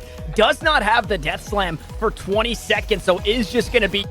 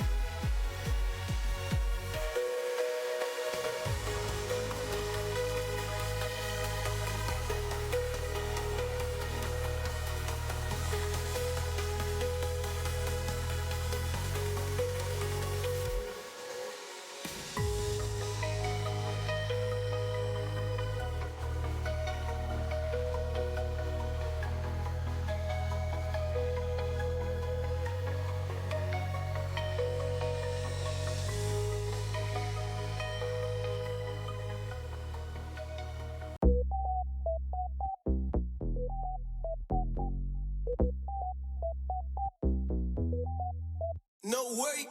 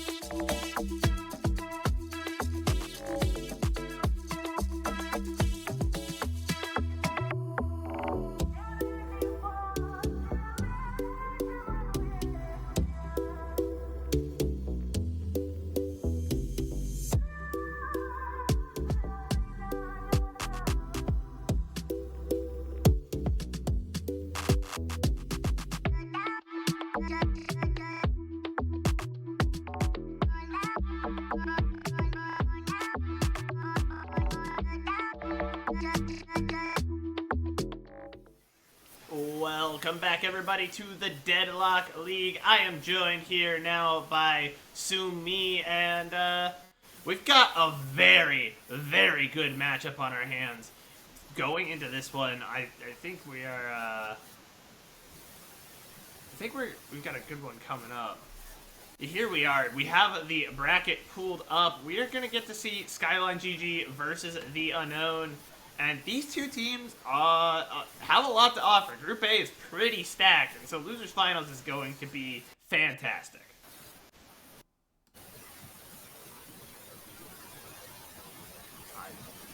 I think we might maybe have some audio issues from Sumi.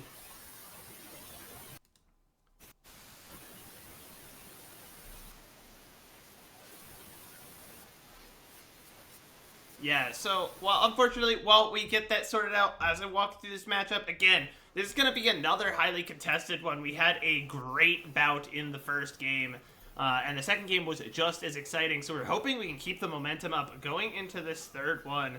Looking at the pick bands of these two teams, we're going to see a couple of heroes that we haven't yet, looks like one hero that we have not yet seen today. And I'm excited because I like the variability. So I think my mic is back. Hello? Can you hear me now? Hello. Yes. Yes. Okay. Sorry, I connected to the wrong thing. I'm back though. We're all good. As long as we got that sorted.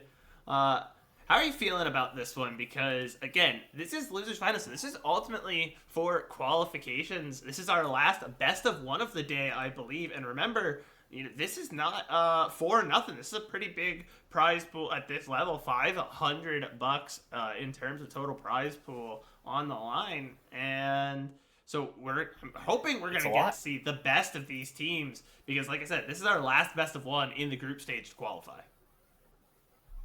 Yeah, I want to see a nice back and forth between these two teams. Just a one-sided stomp is never interesting, right? Just see one guy steamroll the other. You want to see both teams bring out surprise plays, have every member have their stand-up moments, because that's what makes these games so fascinating to watch. Speaking of surprise plays, it looks like I can clarify for you. There on the right is actually not Abrams' band. Abrams was picked there. It is instead a Grey Talon ban. I think something we have seen in all three games so far, because Grey Talon is really annoying and no one wants to play against them. Let's get on that one, boys.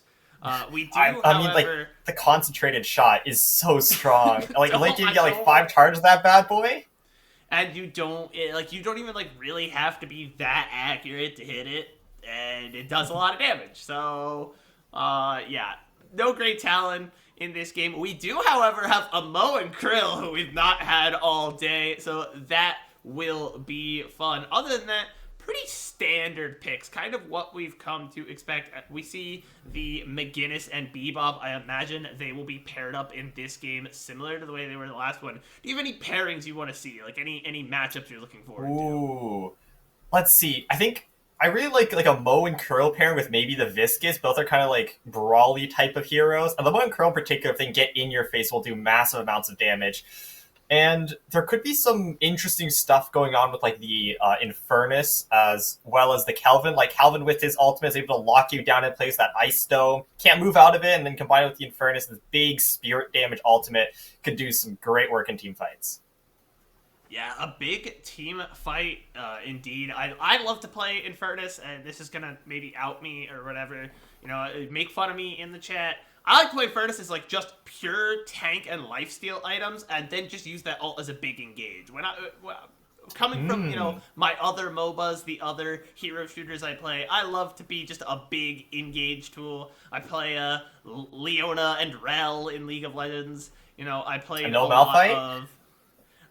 No Malphite, mostly because I play support. But that same style of like, I want to go in, and using Infernus that way, I think is a lot of fun. Maybe not necessarily the correct way to do it.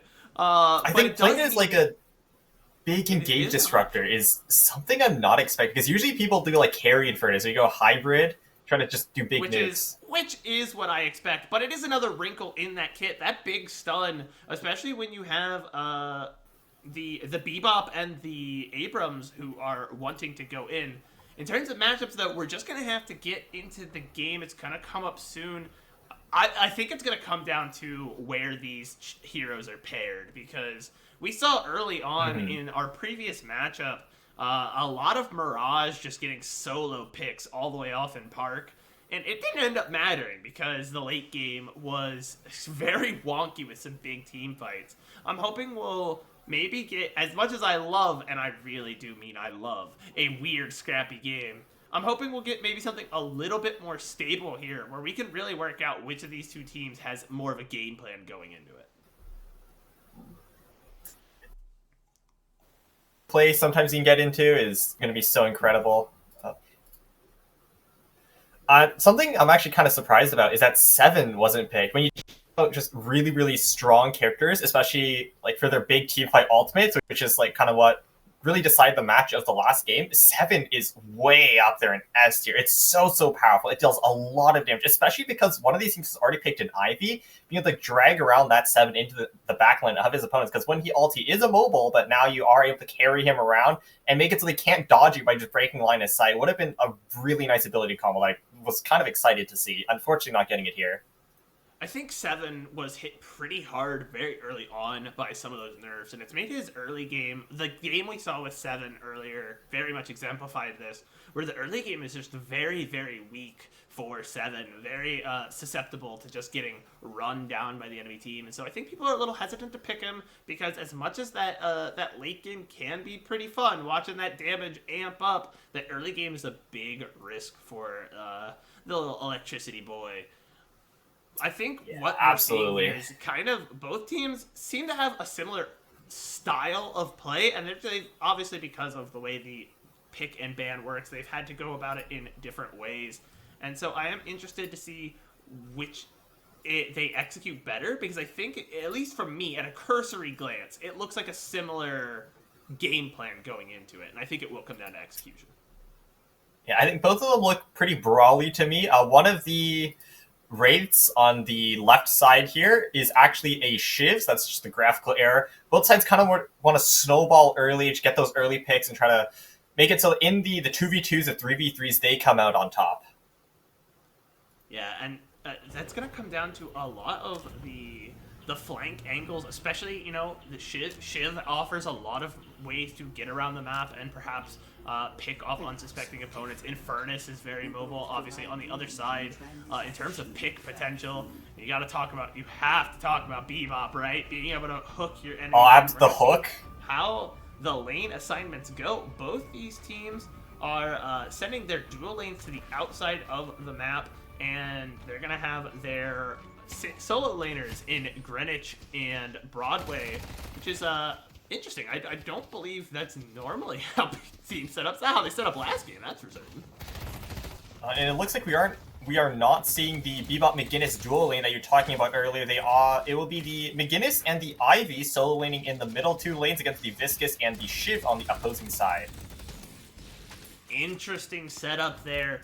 Looks like that means the Bebop is with the Mirage, unless they're going to quickly switch that. You see that meta starting to pop up in other MOBAs, the lane swap meta. Wait. If The like Bebop is rotating.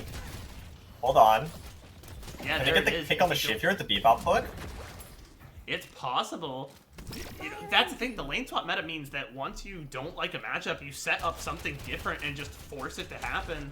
And looks like nothing doing from there, as both teams kind of just feeling each other out, kind of just trading back and forth a little bit. The Abrams of the Skyline GG is struggling a little bit in the early game because Abram doesn't have the most range in the world. He has a shotgun as his primary weapon, so he is forced to get a little bit closer for those last hits, and this Infernus Kelvin matchup is just really, really beating him down, making it so he can't get close to get the CS, and also denying his farm as well. It's going to be super rough until he can get those first early lifesteal upgrades. Yeah, and that's just kind of laning into Kelvin in general. I think Kelvin is one of the more oppressive laners in the game overall. Just somewhat difficult to deal with, just on principle. A slow is always going to be frustrating and annoying. Look, in any game you've ever played, I feel like Mei gets a lot of hate, Ashe gets a lot of hate, and that's just because slow is just so annoying to play around. And it's the same here. It's frustrating. For sure. Again, neither team willing to commit anything quite yet. We did get the lane swap over on Broadway, but it seems like both teams just kind of rotating back and forth. An aggressive push here from the McGinnis, but I don't think there's anything going to come of it. Yeah, Viscous just backs off, just keeps farming. Nothing really happened. I mean, Viscous is pretty low. He was forced into I think this is a separate lane, but if McGinnis can find like a nice ambush opportunity, this Viscous is super, super low. Just wall him off the wrong angle, place a turret in his face. Could still get a kill, but very unlikely. I think he's just about to head back to base. And Lilia on Ivy again, solo in the 1v2. Both of the nice statue onto the Shiv. He's just gonna back off though. That doesn't want to deal with those thorns. Yeah, nothing much really comes out of this. Both players still pretty healthy. They're just kind of rotating around. Like, they rotate over, they'll have a 2v1 on Broadway from one side, and then they'll rotate the other player from Park over to Broadway. And so then, you're seeing it on the minimap right now. Here comes Bebop going back over to Park. I think they're just trying to poke and prod and find that advantage, but nothing doing. Now Bebop and Ivy both in the lane there. Mirage a little bit far forward, might not know that the Wraith is coming in. But doesn't look like Mochi's having too much trouble. He's gonna back up to that Guardian, play it nice and safe. Yeah, got a lot of farm too, making sure to hit those boards. Got some nice fire scarab damage, but nothing really comes of it. Oh, here comes the Krill. Does a lot of damage on the back line, but is going to be forced to back off soon. I think there's just too many members of Skyline GG. No, he wants more. He's still going in, but backs off shortly thereafter. And neither team, this is quite the contrast to the previous two games. No big kills, no big fights at all so far. Both just kind of farming out. Oh, here comes Bebop going into Park. Hold on. It's a bit of an off angle to get something. Oh yeah, he jumps. Gets the hook! In. And the bomb onto Panicat. Panicat well below half, but it doesn't matter because Sizz Lucky is actually able to pick up the kill on Lilia the other way. That Wraith from Sizz Lucky picking up 2 kills now, and it's lots of slows coming in. It was the invitation. They were just waiting for the invite to open up, and now all of a sudden, no kills. Now there's 3 kills on the board. Oh, the Make ship it is falling another. Lots of turrets. No, the healing from McGinn is able to keep him alive. He's jumping in though. I think he does get a kill there with the ultimate. Feel free to give up anytime. There was nothing going on around the map. Just a lot of rotations, a lot of poking and prodding, a lot of figuring things out, and then all of a sudden the floodgates open, and now we're in for a bloody one. Yeah, I mean, the health bars were getting really, really low. There's a bunch of skirmishes happening, but nothing really happened. And then just all of a sudden, the rotations come in. The Bebop comes into Park. It's a great hook onto the ship, but then gets quickly turned around. At the end of the day, I think it was a 2-for-2 trade in the extended fight. Both teams still fairly even on the souls, but slight advantage towards the unknown. Yeah, I think that's going to come out. You're going to see a lot of those souls on that Wraith. who's taken a nice early lead from a lot. I think got a lot of the kills. At least 2 of them went on to Lucky, who's now Mirage is getting in a little trouble low. here. Mirage backing away. Here it comes. Good damage onto the Mo and Krill, who's just gonna roll away. No danger there. And again, this duo on the outside over here in Park, it's a very open kind of space. There's a lot of, you know, empty areas where there's no way to hide. And because of that, it's lending itself to a lot of skirmishing here. Still just poking and prodding though, no big team fights so far. What I'm really looking forward to though is this Viscous. He does have the goo ball now locked and loaded. It's just such a powerful roaming pick tool. It gives you a lot of mobility, lots of CC as well. I think if the Unknown wants to continue their lead, I think that's probably the way they do it. Yeah, and they did get a pick over in Broadway, I believe, to get another kill. Or I believe it was Shiv who picked that up. Again, we're back to farming continuing. Power farming. Oh, wait, Now one kill jumping into the garage. Pressures the Guardian. Don't think any. Oh, the TP's right into the mode. Krill gets stunned. The TP may be ill-advised from Mochi as Lucky picks up another kill, 7k souls, and now a Guardian under their belt. You cannot complain about this if you're the Wraith player today. Unknown just off to a pretty solid start. Yeah, I mean, the Unknown has been getting a lot of picks, but even so... sorry, Skyline GG... No. It was the Unknown getting picks. I thought it was the other team for some reason. Not having a great day looking at the scoreboard today. Apparently, they don't know how to read. But the Unknown has been slowly and steadily increasing their lead. I think Skyline.gg has been making a few, perhaps, ill-advised plays, but they can still bring it back. Yeah, no, it's definitely not an insurmountable lead. This is early in the game, and we've seen... pretty early on in the game, it means nothing is, you know, out of the ordinary. Oh, wait. You see these Calvin, he's going in. These two. Maybe he uses the Divine Booster and Frozen Shelter. But he's trapped in there. They don't have a team there. Oh, there's 4 people purely gang up on outnumbered, him. and rest in peace, Kelvin. Yeah, not a good day. PureCon is just ganged up on by 4 people. I think it's like the Pocket, the Bebop, the Abrams, just all there, and just could not escape. And that does mean if you're gonna look over to where the... My apologies. Over to mid, where we have the Viscous running away, they were able to set up and get a good push, so it's not all for naught. Oh, hold on. They are getting some good Viscous flanks. That's great damage. Teammate coming in support, though. Everything is okay. The Mirage comes into backup, and he is forced to back off.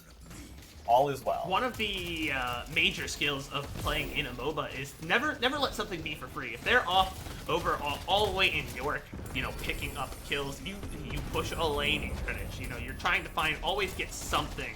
As another objective goes down, they lost a Guardian in Greenwich, and now there's, I believe, the Walker went down over there in Park. Very difficult position here when you're losing these kind of map objectives. Even if the lead isn't necessarily insurmountable, it's going to make it tough to play around in position going forward when your lanes are getting shorter. Oh, wait, Abrams got caught out on the zip line. The Krill is chasing him down, gets hit by the slowing hex, but is able to just run away nice and safely. He did a great job pushing all the way to the Walker, though. While the rest of his team was just team fighting, he was pushing into their base. Ivy coming out with an airstrike. Doesn't really find anything, but doesn't get picked off, so neutral play, all things considered. Pocket's in danger, though. Look at his HP. Oh, no. Broadway, another set of traded kills. One over all the way in York, one here in Broadway. It looks like they're going to take another Guardian there for the Sapphire Flame, and only the one traded back the other way. This is, and it looks like they might even be able to turn it into a Walker. Skyline GG is just slowly bleeding out. What was once a 4k soul advantage is now almost a 10k one. They're just slowly losing out objectives across the map. They need to change it soon. It's still not the end of the world, but they need to make plays eventually. They Can't keep are bleeding out now like this. grouped up, looking for a pick over here in York, and they might find one on the enemy Kelvin, but he's pretty evasive, trying his damnedest to get out of there. The whole team is hunting him, and he might actually make it out. Look at this. Calvin is so mobile, though. That ice bridge just lets him go into so many different places. Great job using the verticality of Deadlock. I mean, this is a MOBA game, but it's a first-person shooter one as well. There is that third plane that you get to utilize, and you did a great job taking advantage of that to escape. Yeah, a really great play. As we now see that the Sapphire Flame has picked up, Unknown has picked up the urn. I think they're just trying to do something we talked about last game, which is just to pick it up and kind of make sure the other team can't take it. It doesn't matter if you secure it, you're in the lead. It'd be nice, but it's a comeback mechanic, and you don't want the enemy team to secure it. But they are now pushing forward, and they're pushing Skyline GG back pretty hard. They might be able to secure this urn here. Yeah, this is a nice high ground advantage harassing the team, but the Walker chunks him out. Gets chased down now. Gets slowed as well. The Abrams running in is forced to back off. A great stun by the Viscous. And that is a 2K for the Unknown. Vito and Flexi picking that up. A third as well, but Mochi Doc is able to get a Walker on the other side. But still, it is a 3-for-1 trade in favor of the Unknown. Skyline GG is just slowly bleeding out. Walker as well. Listen, if you're Skyline GG, what do you do here? You are just getting pressured everywhere on the map. It's 12 minutes in, you're down 20k souls. You need something big, and you need something now. Yeah, and the individual lead as well is just massive. Every single member is like 4 or 5k souls ahead of the other opponent. It's not like you can just find like a 4v4 team fight where just one guy on the other team is extremely fed. Everyone on the Unknown is fed. And they even capture the Rejuvenator on top of that, as well as an additional pick on the Lilia as well. And Mochidot going down as well, as they try to just get it steal.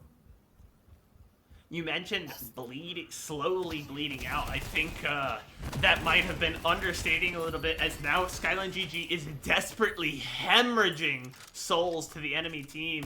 Just a very, very difficult position to play from. And again, you have to find your comeback mechanic. You have to find a pick, but the Unknown has been just in the right place at the right time for the entire game. Yeah, their macro is immaculate. They're just never giving opportunities for Skyline GG to get picks. I mean, if they want to win, they need to find a 2v1, or at this point, maybe even like a 3v1 they might still lose. They just need to find a numbers advantage play and try to get some souls back in their pockets. But the problem is, if you try to go for that, the Unknown can just take your Guardians, right? Take your Walkers, take your base. So you can't spend too long on those plays, and just finding these 1v1s, it's just not working. You can't win them anymore. Yeah, and I think that might be a bit of I don't even want to say it's a compositional issue, because they have the tools there, definitely, to get picks. I think Bebop and Abrams provide a great amount of lockdown, especially on a single target, to really try and bully someone. But it's the opportunities just haven't been there. I think it's been mostly a positioning issue. Yeah, I know, absolutely. I think every single time Skyline GG tried to make a play, especially that initial brawl back in Park, it's just, the Unknown was always there to match. They always just backed off and just let Skyline GG walk into the rest of the team, walk into these trap plays, and every single time they've been rewarded for it. I don't know about you, Mo, but Yeah, and that means, again, we're looking for these long lanes where the Unknown just kind of get their opportunity, and looks like they're going to get an engage Hold on, Puck here jumping into the back. underneath the base Guardians. He is able to escape, but still, I mean, I think Pocket, probably one of the strongest duelist heroes in the game, to be able to force back like that is not a good sign. Yeah, just so far behind, it means even in a numbers advantage, you're still taking these losing health trades. You're slowly getting forced further and further back, and that means just great plays across the board here from the Unknown as they're going in. That's one damage down, as well as a base Guardian. They're taking as much space as they want. There's a Shrine. They're working on the other one already. This has been a slaughter top to bottom. And Unknown already wanting to make themselves maybe a little bit more known, as they are already working on that Patron. Look at them go. The Unknown is sieging the Patron. It's just 15 minutes into the game. Like, that is an immaculate pace to end. He wants more. The Shiv is jumping in. The Bloodline keeping him pretty healthy at the moment. The Thorns from Ivy, they'll make him back off a little bit, but now he's jumping right back in. Gets hit by the slowing hex. HP is down to just about half. But See Lucky just on the Wraith, it's just harassing them from this high ground angle, doing so much damage. The card coming out gets a huge chunk onto the Abrams and the Bebop. Suicidal is able to get one, so that's some souls back in their pocket, but at the cost of a lot of the base. Yeah, and honestly, I think smart play here from the Unknown, from Lucky. It looked like they kind of called, hey, everybody, let's back out, let's reset. We just took a massive amount of their base. That's a lot of souls. And so they're just going to go ahead and get out of there, because they did end up losing not one, but actually 2 members, which isn't great when you're ahead like that. Barrage being thrown down to the opposing Ivy. It is a 2v1. I think the Ivy is just trying to back off at the moment, though. See how that's going. And no, Panda Cat is able to finish up Lilia on the Ivy with the ultimate from Shiv. But he is caught out now, 2v1 with the Abrams and the Mirage. That is a shutdown back in the pocket of Skyline G. That's some souls in the pocket. What do Unknown trade for, though? They've been doing a great job playing macro so far. If you're Skyline GG, you'll take that. I said this earlier, when you're behind, an even trade is a winning trade. You just need to buy yourselves time to find the angle to get back into the game. By staying even there, not letting that kill go over for free, and not giving anything else up across the map, you know, they've at least gotten themselves a little bit of time, but they do need to be careful. Look at that. The Unknown grouped up 3 members there with the Urn, 4 members there playing defense, but we all know how quickly these fights can shift, and I think we're getting ready to see a big brawl between Broadway and Park there. Yeah, the members of Skyline GG are slowly getting some souls in their pocket. It is still like a fairly healthy lead on the side of the Unknown. Oh, airstrike coming in from the Ivy. See what this is going to accomplish. Abrams jumping in as well. Hits no one with that. I think it is just a disengage off, and they're forced to back off. Skis has other things to say about it. It's jumping straight into the back line. Kills going back and forth at the moment. They've already lost 1 member. There's 2. Here comes the push from the Shiv. Panda Cat taking no prisoners, and they're just going to go straight into the Patron. And look at that thing get shredded. Oh, wait, it's already We are 18 minutes into the game, and look at the damage. That's it. The Unknown with an 18-minute victory over Skyline.gg. It's just been a domination ever since minute 5 when that initial skirmish just went their way. Oh, boy. Yeah. What more can you say about a matchup like that? Because really, what happened was, we talked about it, nothing happened until everything happened, and then it just never stopped. Once the floodgates were opened, the Unknown, you know, they put their foot on the accelerator, and they didn't let up. They were all gas, no brakes, a sub 20-minute game. An absolute, like, nitrous-fueled drag race. And, you know, respect to their opponents for giving it their best, but unfortunate is that does mean that's our last best of the one of the day. Unknown, that's their qualifying match, and you have to feel happy. You know, we talk about the power of momentum. Yes, you get in through the losers finals in groups, but you still made it through, and now you have one hell of a performance to talk about as you move forward. Yeah, I'm just how dominating this performance is going to be. If they can carry this momentum into their next match, they are for sure into a great time into the next opponent. But I think this is kind of like a compositional thing. Both teams really want to brawl it out, and as soon as the one team gets that initial lead, both teams want to brawl, but one has more souls. Yeah, I'm interested to see, once we have the updated bracket, where they're going to end up, because I believe we are going to best of 3s next, which means that one game, that one-off performance, you at least will get a chance to respond. And once that happens, it's going to change the way I think these teams play a little bit, because you don't want to tip your hand a little too early against your opponent. As far as how to break down that last one, I've got nothing more to say on it. What about you, partner? It was just great fight after another, but that is the match between the Unknown and was the team? I'm so bad at this. Skyline GG was our Skyline team. GG, sorry. That does mean, unfortunately, we are done with Deadlock for the moment, but just a short break, because we will be right back. Don't go anywhere.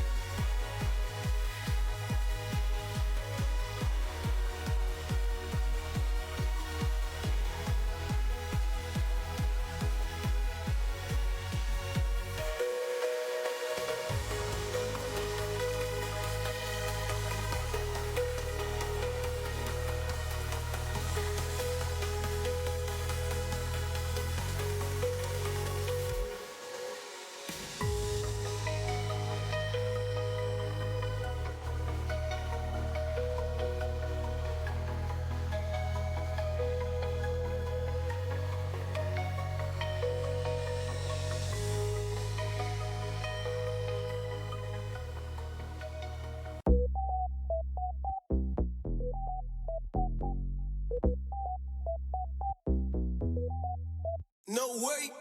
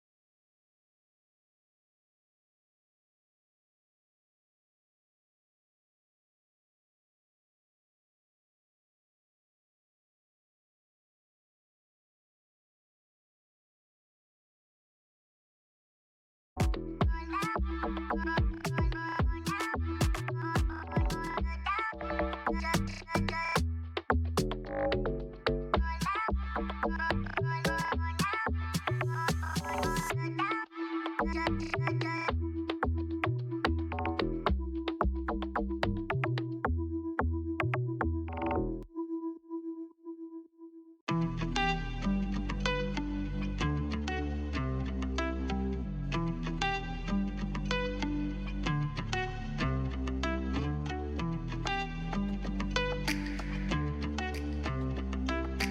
know who made it.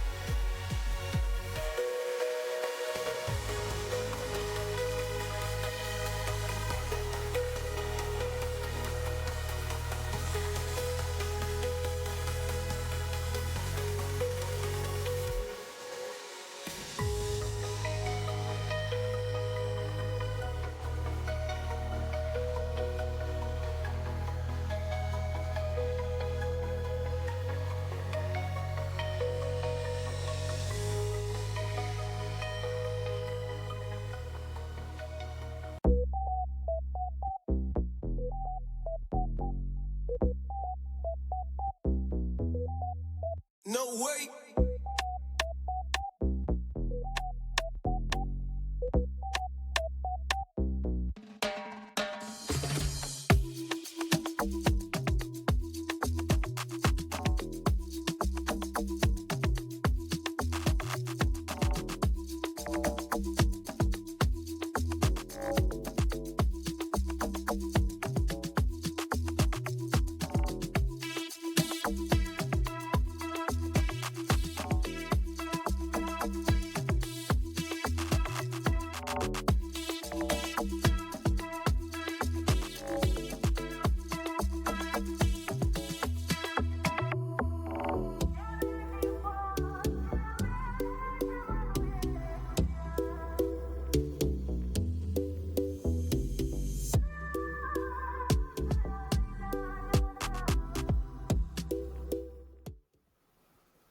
Welcome back, everyone. It's been a minute since we got to talk to you. We are here with the Deadlock League, presented by 10xGG. And man, did our last game end quickly. And unfortunately, it was kind of the only one. So we were waiting a little bit, but now we're here. And now we are back with playoffs. We are getting into the meat and potatoes. It's our last game of the day, but it's not just one. We are looking at a best of 3 here, folks. Can I get some energy? How are you feeling, Sue? Because I'm ready to get back into it. You know what, Brent? I'm feeling excited. This is our final game of the day and also the first playoffs of the tournament as well. So these teams are above and beyond, have managed to crawl their way through the bracket to be here. Yeah, so coming out of groups, our first playoff games of the day, we have Pass and TF2 Boomers. Now, we've got to see both these teams today, and if you remember, both of them were really fun games. That first game from TF2 Boomers, they actually ended up losing, but they crawled their way through the lowers of groups to make it out, and Pass was that back and forth, and they ended up coming out on top of that one. So as you can see, we are now into our top 8 Pass and TF2 Boomers, and they're going to have to play the winner of Hydra Nation and Red X, which that's going to be, it's going to be tough. Yeah, Brent, you saw both of these teams play earlier. How do you think this matchup is going? Anything notes about their play styles and what heroes you think they're going to pick?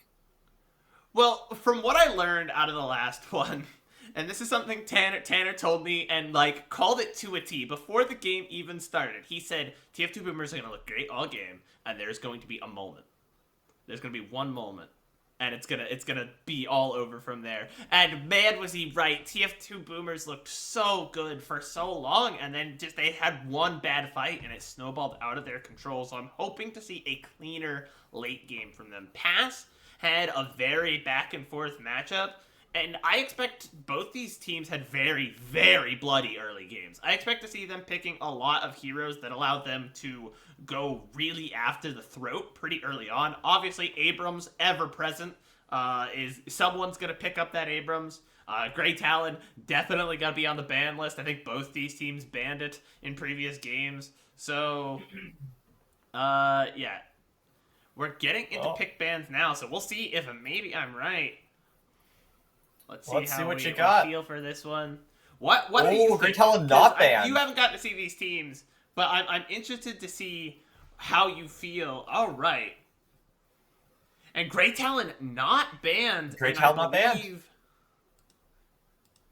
That and correct me if I'm wrong. That is what, TF2 Boomers have picked that up? TF2 Boomers picking up that Grey Talon is such a strong hero. It's been banned basically every single match so far. We're finally going to see him out here. Just such an annoying ability. The focus shot, the charge shot, I forgot the exact name of it. Able to do so much damage as well. And the mobility and the verticality Grey Talon can abuse as well is going to be super tough to deal with. Correct me if I'm wrong, production. I am looking at the draft site, and I'm seeing that it is Pass who has banned Kelvin and has Lash, Wraith, McGinnis, Ivy, Grey Talon, and Warden. And TF2 Boomers banned Viscous with Mirage, Infernus, Paradox, Mo, Krill. Abrams and Bebop. Well, we're going to figure out soon who picked what, because we are hopping straight into game, and it looks like it is Pass it is. that does have the Grey Talon. Now, if I remember the information, I believe TF2 Boomers actually like Grey Talon, and so it makes sense that Pass probably essentially picked it to take it away, and it is just such an oppressive laner. And we're going to see it come out. I believe it's paired with the McGinnis right now, which is such a strong lane overall, because McGinnis is a very safe lane. What do you think, like, if you are on the other side, you're the, well, I think Infernus and Paradox are the ones that have to lane into that. You do, because you can't be aggressive to go forward because McGinnis is so safe, but you can't play back because Grey Talon just exerts so much pressure. Yeah, that's brutal. You know what? I think what's going to happen in the previous matchup we saw with Skyline, GG, and the Unknown, we're going to get a lane swap. Don't want to deal with that matchup, so we're going to switch it up. Yeah, I do expect to see, if not a lane swap, necessarily a bit of a flank angle. They do at least have Abrams and Bebop just one lane over in Greenwich, who can perhaps both come to the rescue. They're very good lockdowns. That's a lane that wants to just, you know, get in there and kind of brawl. Overall, you know, what we expect to see from an early game, we just have both teams kind of trading and seeing what they can find. The Mirage and Ray trading back and forth. Yeah. So the question I have for you, Sue, I want you to kind of taking a look at both these teams. Maybe wait, hold not. on, there's a fight. They're going forward. The fight, a great melee. The Wraith is low, but Mirage not able to secure the kill. The Wraith able to get away. Time to make my exit. Oh. That was a close one. All right, now that that's taken care of, Sue, looking at these two teams, what's the game plan, do you think? Kind of walk me through. What's Pass doing, and how does TF2 counter? So I think Pass is going for like a fairly team fight oriented composition. They're not really trying to go front to back, but they want to play for that 5v5. I think the CC from Warden, as well as the Ivy, in combination with Lash on the flank angle, and you have the McGinnis for the wall to separate teams, as and the Raiden Grey Talon for DPS, they're great in the 5v5. If they can all their puzzle pieces together, the wombo combo will be immaculate. On the other side, TF2 Boomers should be trying to play for more of a pick style. You do have the Paradox, the ultimate to swap places is very powerful. The Bebop as well, to just hook someone in. And if you hook someone into like either a Paradox ult to just bring them even further into your team, or even just into the Abrams, or into the Mo and Krill as well for the lockdown and the ultimate as well, it's going to be great for just picking off that one member of the team and then transitioning that numbers advantage into an objective or even like a team fight win. And speaking of getting that pick, we finally have First Blood all the way over in Park in your purple lane. Believe the Mo and Krill was able to... No, Mo and Krill is not over there. Who do they have over there? Is it Mo and Krill? It is! Never mind. Mo and Krill was able to take down the Warden, so a good early game. Oh, but one finally traded back, and Salty is able to take down the Lash. Salty is played really, really well on this Abrams today. Oh, he wants more. Chasing down and the he might find it. There it is. 3. 2 kills for Salty. A great early game. And such a good rotate over. The counter gang from Salty was immaculate. And we've seen that Salty got out to a great early lead in the last game for Pass. Pardon me, for TF2 Boomers. Was a really big part of that early lead that they took. Really, really good play there. I expect to see that transitioned into a very oppressive lane.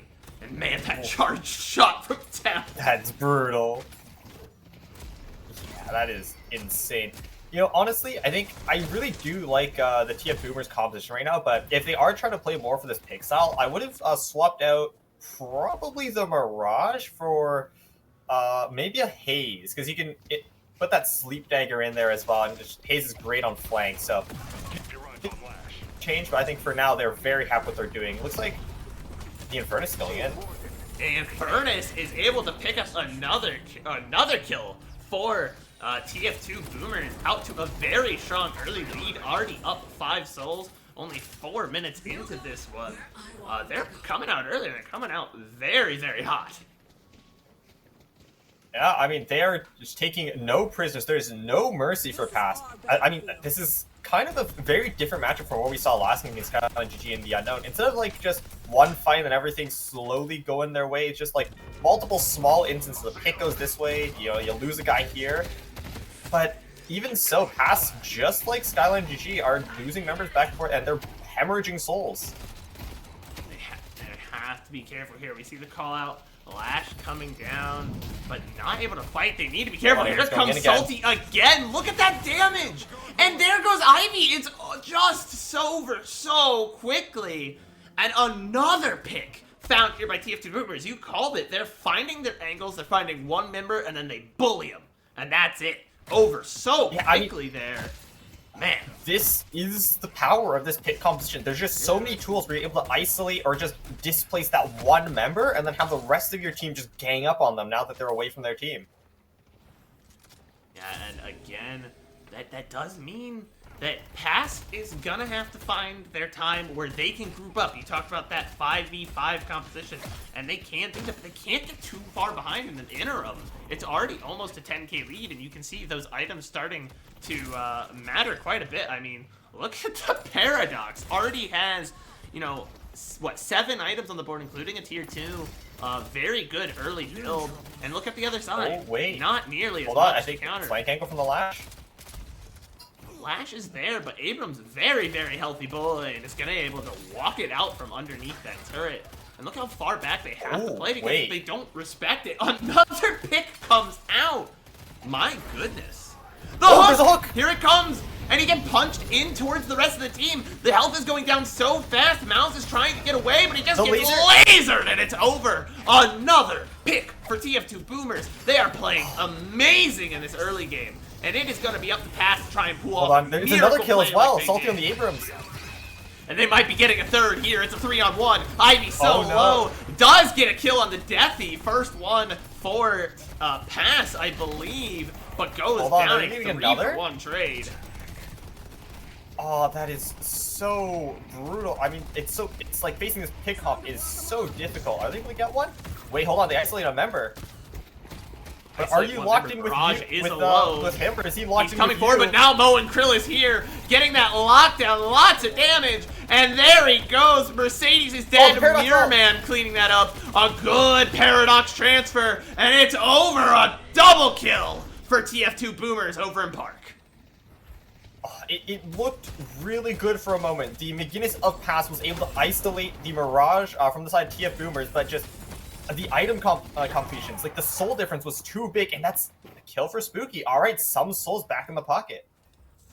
Yeah, and you know what? I'm not going to count out Pass yet, because I did the last time they played, because they got out to a bit of a slow start. It started towards the mid-game rather than the early game, but then they had this fantastic counterplay to stop and earn, and they were able to just take the game from there. So do not count these guys out. It is never over. No, absolutely not. I think if Pass is able to stabilize, they very well still have a chance of this. I mean, Lash is probably one of the best 1v1 pick champs in the game. If you can find an off angle with that, especially on a flank in a big team fight, you can very easily turn the tide.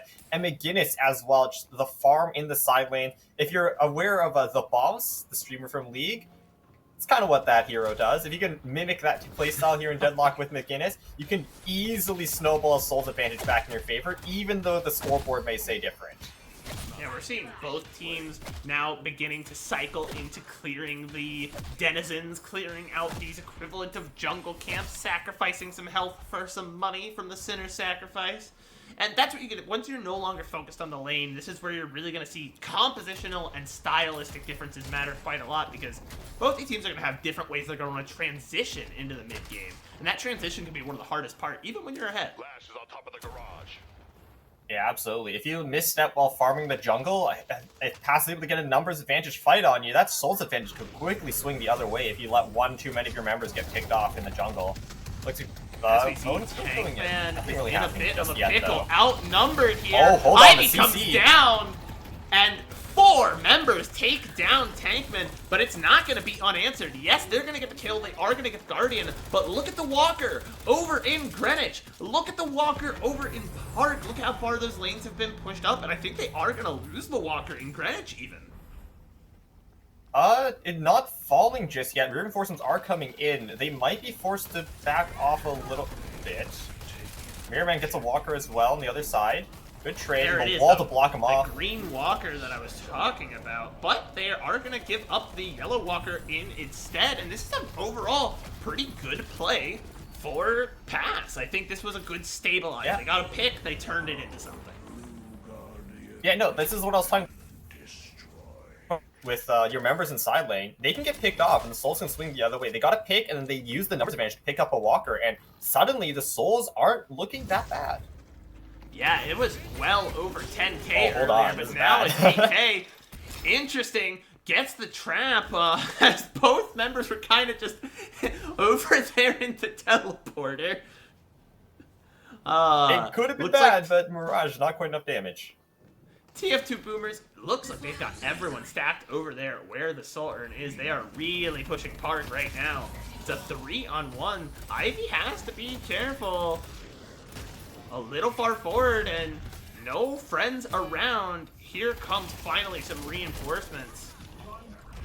Paradox is getting chipped out, though, by the Guardian. McGinnis what comes in to just isolate, protect the Guardian a little bit. I think TF2 Boomers are forced to move away. Yeah, and here comes the Hawk, and that could be something difficult if that's a big chunk of damage if it lands. And don't know if it caught anyone, but a good teleporter out. Oh, never hold mind. on. Gets Hold caught on. in the teleporter. So close to being a disaster piece there. My goodness. Yeah, but while TF Boomers were forcing on their escape, the Wraith from Pass has picked up the jar. Hopefully they can swing some souls back in their favor with that. Yeah, Pass actually has the the urn is in the hands of the McGinnis. And Salty able to pick up another Oh. pick. They just refuse to give up this lead. Anytime they find someone alone, that person's probably gonna die. But the Soul Urn as the answer. A fight brewing in topside, and it doesn't matter. Mirror Man goes down. Now, and again, that's a good play. Over across the board, Pass getting a pick and the Soul Urn, keeping themselves in Oh, this this game. could be a dangerous fight. Last Stand coming out. Last Stand does nothing as 3 members just pile onto Mercedes. And that Yeah, seems but to that's- be kind of the name of Oh, this wait, game the hook! is the numbers disadvantage. No, he's gone. Nothing doing there on the pick, but and you gotta give credit where credit's due. Passes brought the soul count almost even. Another Wait, that's huge a hook! hook! And he now has the teammates to follow up on it, but so does Pass. Here we go. Everyone's going going in. into the fight. Mouse gets stunned, but they do get the kill onto Benji. First one to fall in this fight. A lot of damage coming out from Bebop's big ol' laser. Not able to find the kill, but Salty does find one in the mix there. Getting some good damage down. This fight is back and forth. These teams looking a lot more even than they were earlier. Yeah, a walker taken as well on the other hand. I mean, it was looking very good from what the Pass was able to bring the Souls lead back to only a 2k deficit, but after that huge fight, it's now increased by a very healthy 5k. The kill's not really happening for them, but it's more important the objectives going in favor of TF Boomers. Yeah, TF2 Boomers have been able to find quite a few objectives off of the back of these plays. As you can see, only one walker remains hold for on. the side of Pass. Wall to separate. Abrams coming Gotta in. get grabbed. Gets Misses out as of the well. range just in time. So Ivy's chasing close, though. but still getting pursued. Boink, can you get out of Oh, there? Stone No, Cold you with CC? cannot. That's a Guardian going the other way. Pass, keeping it Ooh, close. wait, but Salty trades. No one's taking me down.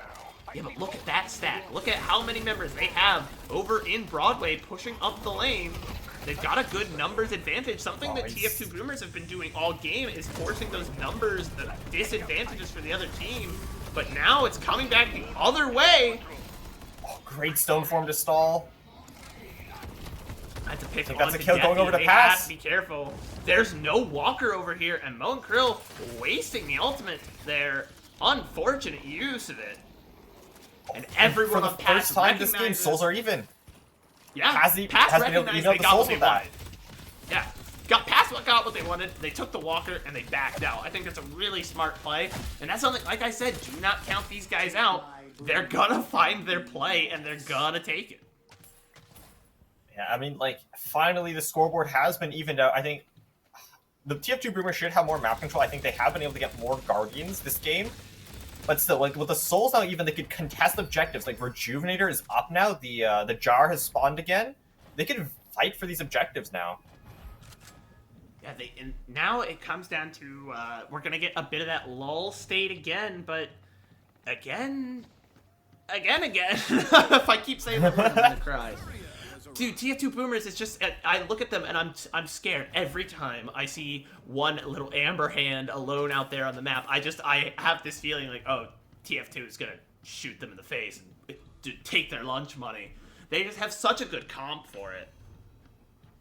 Yeah, I mean, like, if they just find the slightest opportunity, they will absolutely abuse it.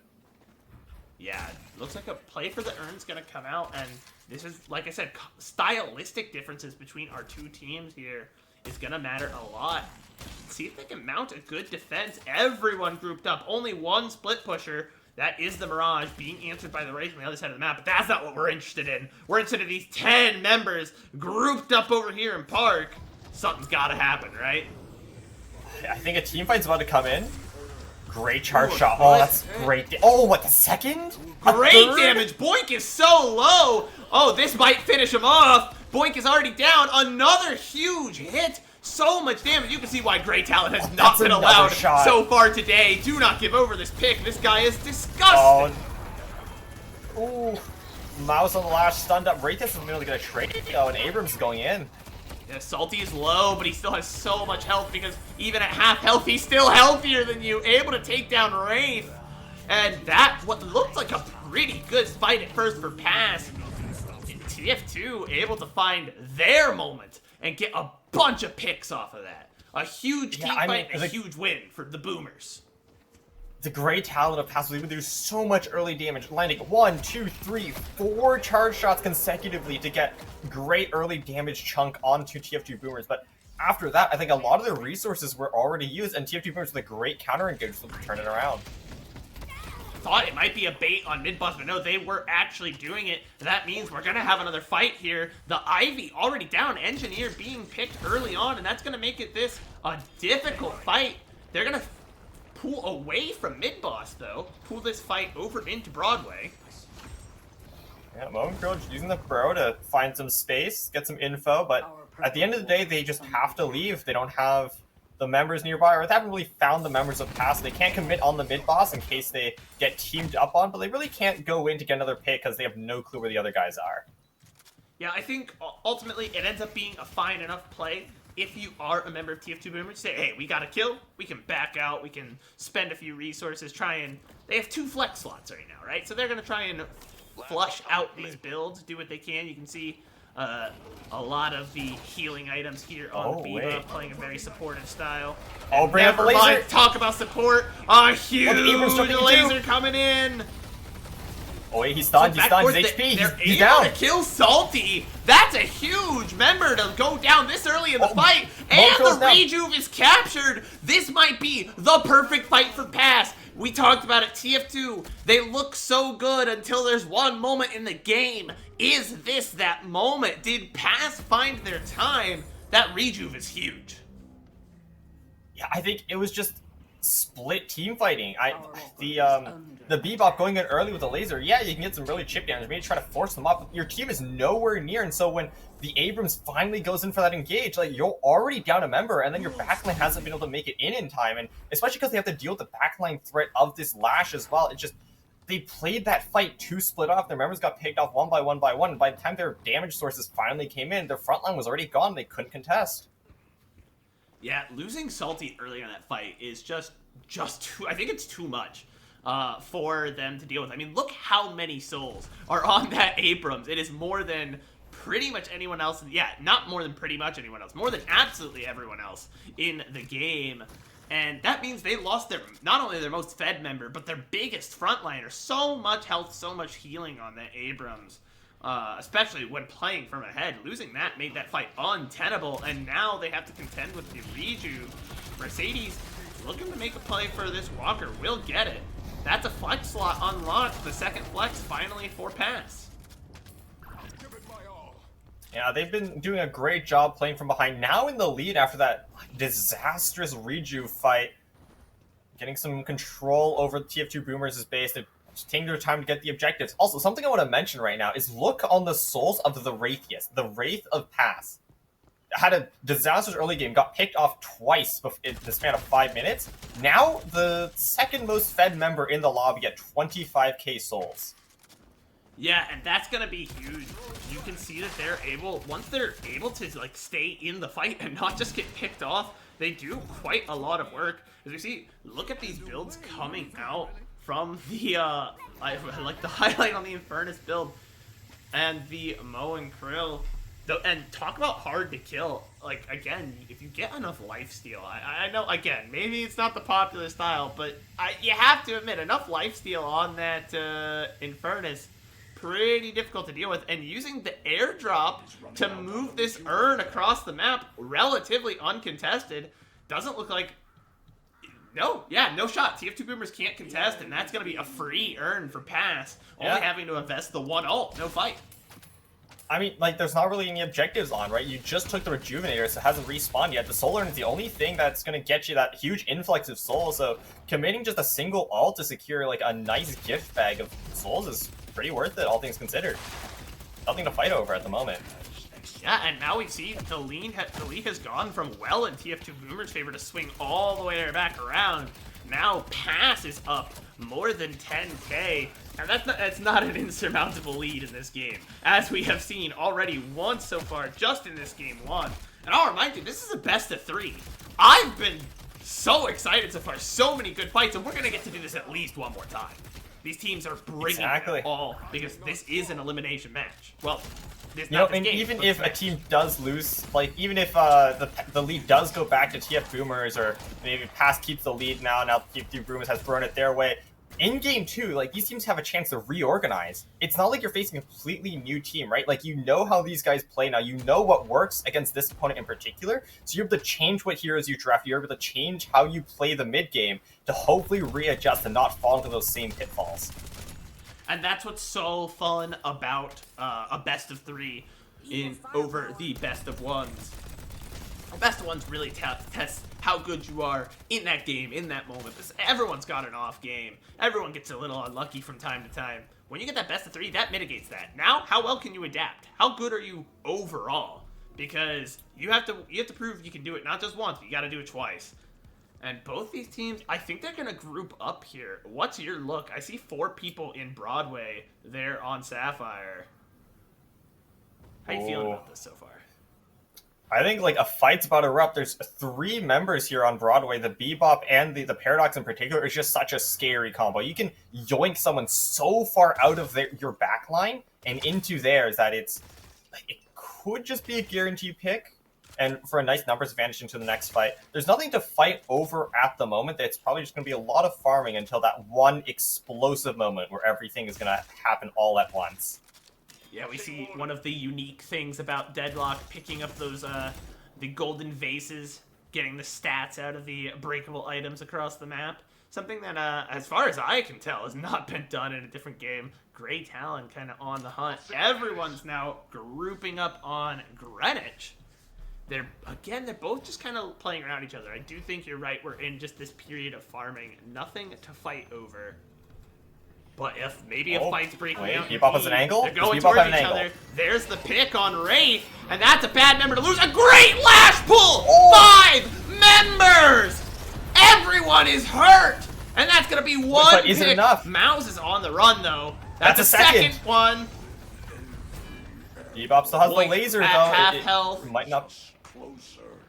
TF2 Boomers on the back foot. That last pull changed that fight. The early pick on to Wraith was just a basic as another one goes down. Man, Pass played that so well. Flowers for Mouse getting that huge ultimate.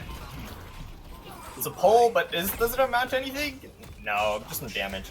And that's going to be 2 Guardians going down. Pass extends the lead even farther. Can they push into the base?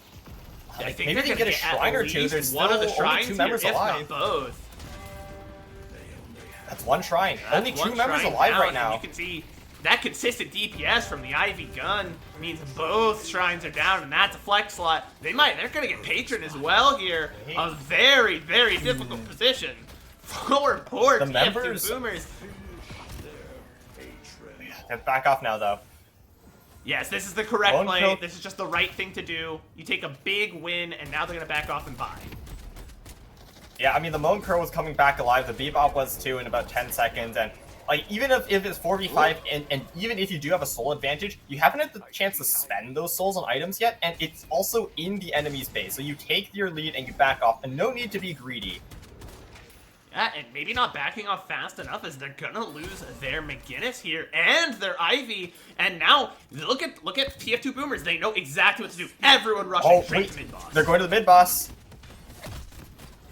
They need the members here though, because the mid boss will have a constantly regenerating shield. So if you're not able to DPS it fast enough, it will just basically never die. But with all 5 members here now, that's going down real fast. Yeah. And the Rejuvenator is coming down, but Oh, that's Lash not going going in. to be entirely unanswered. Here comes the Lash. A good pull. 3-man's done. A good fight coming out. Mouse is so low, though. Can't get out of there. They capture the Rejuvenator. Pick up 2 kills. Pick up just all they could want. And the souls are back within 10,000 again. Wait, are they able to? No, okay.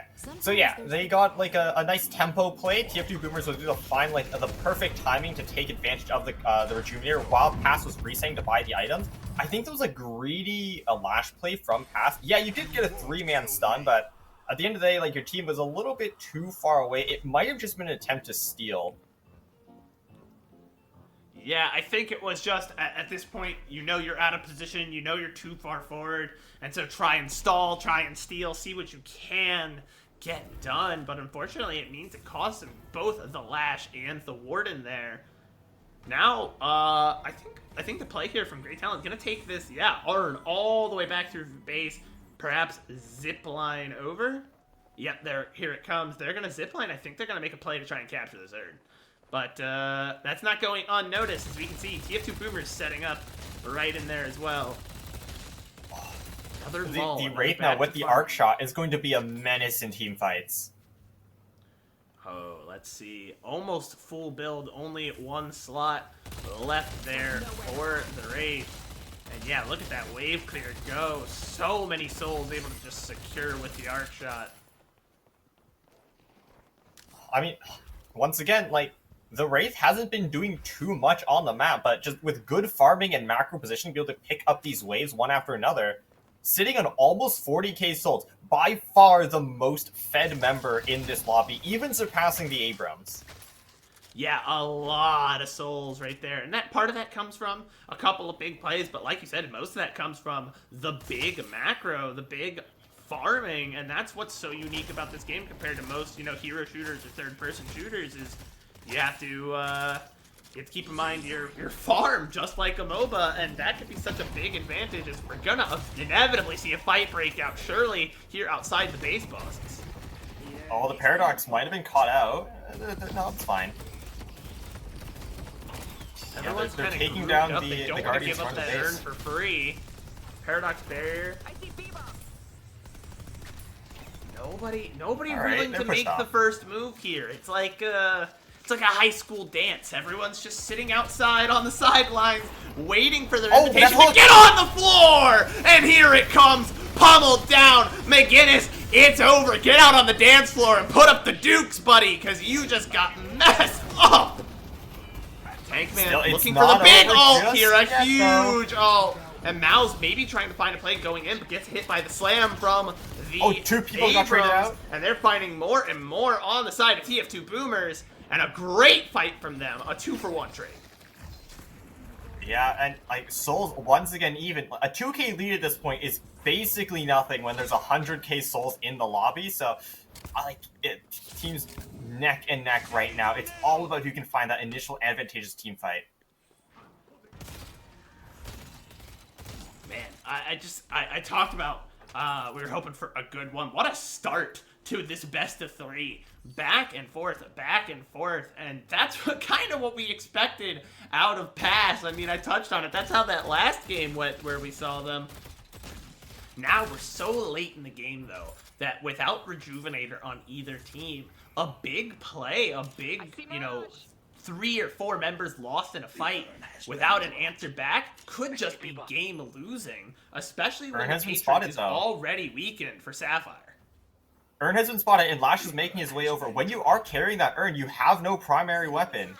This could be a chance to get a team fight going. Here comes the barrage, deposit, though. No, and a lot of damage coming out, but the Paradox able to get the barrier down and save their teammate, Wraith. Still full health and unloading in from the flank position here. Maybe Tankman can find the big engage. Nothing doing so far. It looks like Pass is going to continue to put on the pressure, able to take out Boink, get on the front foot, and that's going to deny any sort of earned play from TF2 Boomers. Oh, 1v1 between the Warden. Oh, no. Second member coming in. The Infernus, the big. Oh, great CC there.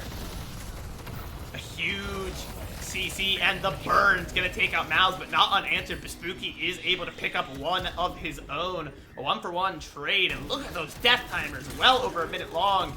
We have Mercedes going forward, trying to get a kill. It looks like he might be able to pick one up. So low, but the Infernus, so hard to kill at this stage in the game. The lifesteal off the burn is so much.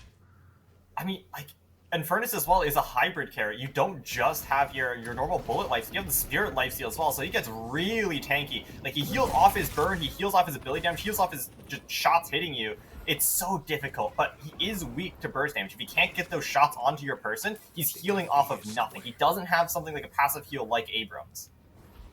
And especially at this late in the game, even with the items to mitigate it, if you can catch him on a bad reload timing, something I think Infernus does struggle with is he's got a very long reload timer now. He does have the ability or the items to help reset the ammunition, but you can see even with a faster reload, that's still pretty long.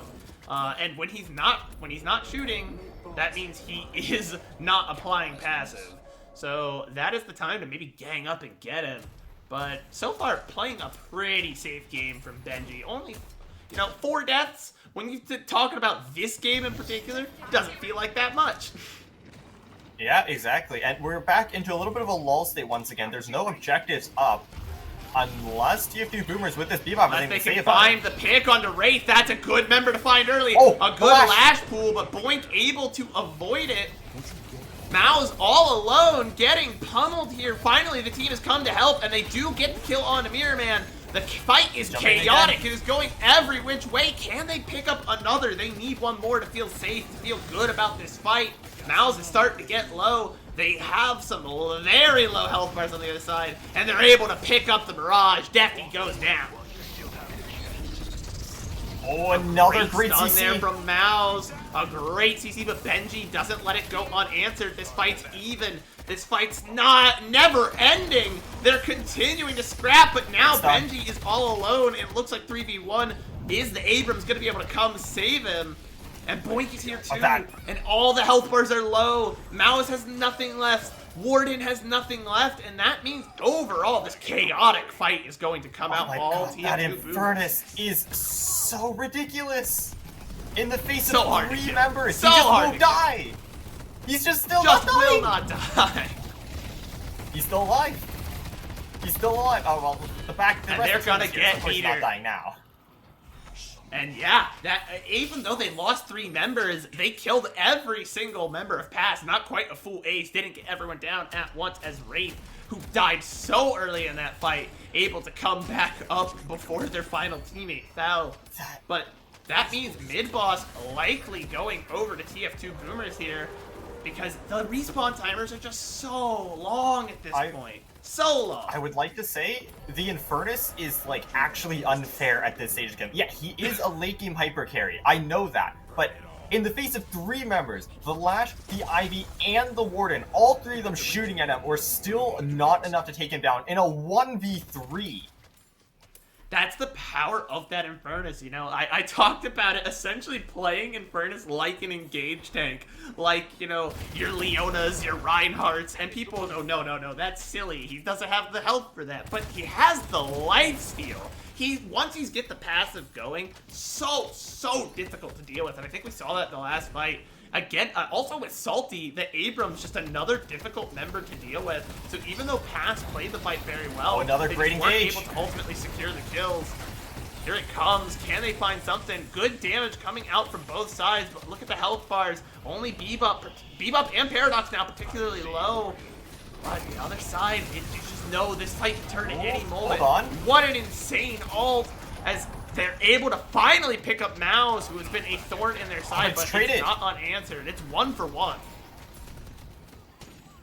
McGinnis is forced to back off here. Doesn't have time to set up the turrets just yet. The wall separates. Nope, doesn't catch anyone. Nothing doing is they're all grouped up just outside, taking the Guardians. No one's ready. We're waiting for the one big move. Both of them losing a member, but Infernus is about to be back up, and they still have 46 seconds left on their last respawn timer. And here comes Infernus with the speed boost. It's about to be a numbers disadvantage for poor Pass. And here comes the fight. They know it's time. Here they go. Everyone getting displaced. No one down yet, though. Everyone's still alive. Everyone's still alive. A chaotic fight, though. People getting low. Bebop finally falls. Boink goes down, but not for nothing. Both shrines are felled, as well as an additional Guardian. Some damage coming out onto the Patron. It's a bit back and forth. The Surge of Power able to come out the last stand. Here we go. Warden jumping in. We have Warden jumping out, trying to get away, getting chased down. Abrams has no shot here. There's no way he gets away, right? No, great cutoff angle. The Warden was right there. Okay. And a good last stand there from Pass. All 5 members there joined the hunt for that Abrams. He managed to stall a lot of time, but even so, not enough to get away. Time is running out on the Rejuvenator. And you know what I am gonna say? I think the big thing there, they did not give up their Patron's first stage. Their Patron is not weakened for Pass. They have a little bit of extra time. Should they have to fall back? Should they have to play defensive again? They only need one big fight. One big fight win with no Rejuvenator up, and they only have Rejuvenator on Paradox, mind you. One big fight win, and Pass is gonna take it. Oh my, the Wraith, while I wasn't looking, has suddenly got even more fed. 56k souls. We're in it for the long haul, my friend. Look at that timer. We're approaching a 40-minute game. This has been so back and forth. I no longer feel comfortable being like, oh, sure, yeah, this team's winning. Neither team is winning. Both these teams just exist. And it's their house. We're just living in it because, my goodness, it feels like any of these fights could go either way. It's so back and forth. It is so tight. As we're getting perhaps a big group up, from the team of Pass here. Where do you think they're going to push out onto the map next? They have to find an objective to play at. I think at this stage of the game, you only need to fight around the mid-boss. Souls at this point mean less than the air you breathe. You need the extra respawn time for the Regenerator to really do anything, because one bad team fight with the respawn times this long means the game is over. Like, you get a single pick, and at that point, you might as well say goodbye, because it's going to be a minute until you respawn, and the other team could easily rush your Patron by the time you're back. They're just playing safe, wait until mid-boss, and there's no reason to give up picks. So difficult to deal with. Yeah, never try to give up a pick, and that's going to be tough because, like we said, TF2 kind of indexed into this comp that can grab you from so far away and bully you for getting grabbed. That just between Bebop and Paradox and then Moakrill and Abrams, they're going to just bully you should you be caught out alone. So smartly Pass. No, Benji's never gone. Going alone. The Infernus is gone. Infernus is down. That's a big member to lose. We talked about how hard they are to kill. Here it comes. Maybe Sapphire not gonna be around too much longer. That Patron weakened already. Oh, mid-boss is up, still and that's what they're seconds. gonna go for. This is smart. They're gonna force the fight at mid-boss. They can't contest. The mid-boss is gonna be down by the time they get here. It's a 4v5 though. This is gonna be so brutal. The McGinnis as well has the chance to set up those turrets. If you walk into a McGinnis, it's so difficult to actually get anything done. Those turrets will annihilate you, especially this late into the game. And he's all forced out. A big Moakrill, but they do capture the Rejuvenator and 2 kills to boot. Deathy picks up the Ivy, but it's not probably gonna matter here. This fight so in favor of the Pass. Oh, great stun. And yeah, they pick up all of them. And look at that, an 87-second kill timer. That is brutal. This Abrams, though, is still alive somehow. They finally Yeah, and finally goes down, and surely this is the fight that as well. calls Oh, it's just the in fat furnace. lady must be singing. So much damage. In I Furnace, think at least this should be back game, up right? to Like 80 or 70 seconds something, on the but- respawn. The ziplines, you can get there so fast into the base. The Patriot is weakened as well. All Pass needs Yeah. to do is end it. Pass going for it. They're in there. The Patron is surely going down here. Bar a miracle play, but I don't think there's anything left for poor TF2 Boomers. What a crazy game one we had. I mean, that was game one. That was game one. We got Yeah, that was another game one. game. 40 minutes on the dot is what it takes for that game to end, and what a crazy back and forth it was. TF2 Boomers taking the early lead, in control for so long, and then there's just one disastrous fight by the mid boss, swings back into the favor of Pass, and then Pass gives up the lead again, swings back into the favor of TF2 Boomers, and then it goes back towards Pass, where they're finally able to clean up. I feel like it's what we talked about with both teams, where we expect the TF2 Boomers to do well early and have some disastrous moment, but instead of snowballing out of hand, it turned into what Pass likes to do and just play this back and forth, huge team fight heavy game. Yep. All that means is we have no idea what to expect for game two. We're going to take a short break, collect ourselves, calm down, cool off, and we'll be right back for some more Deadlock.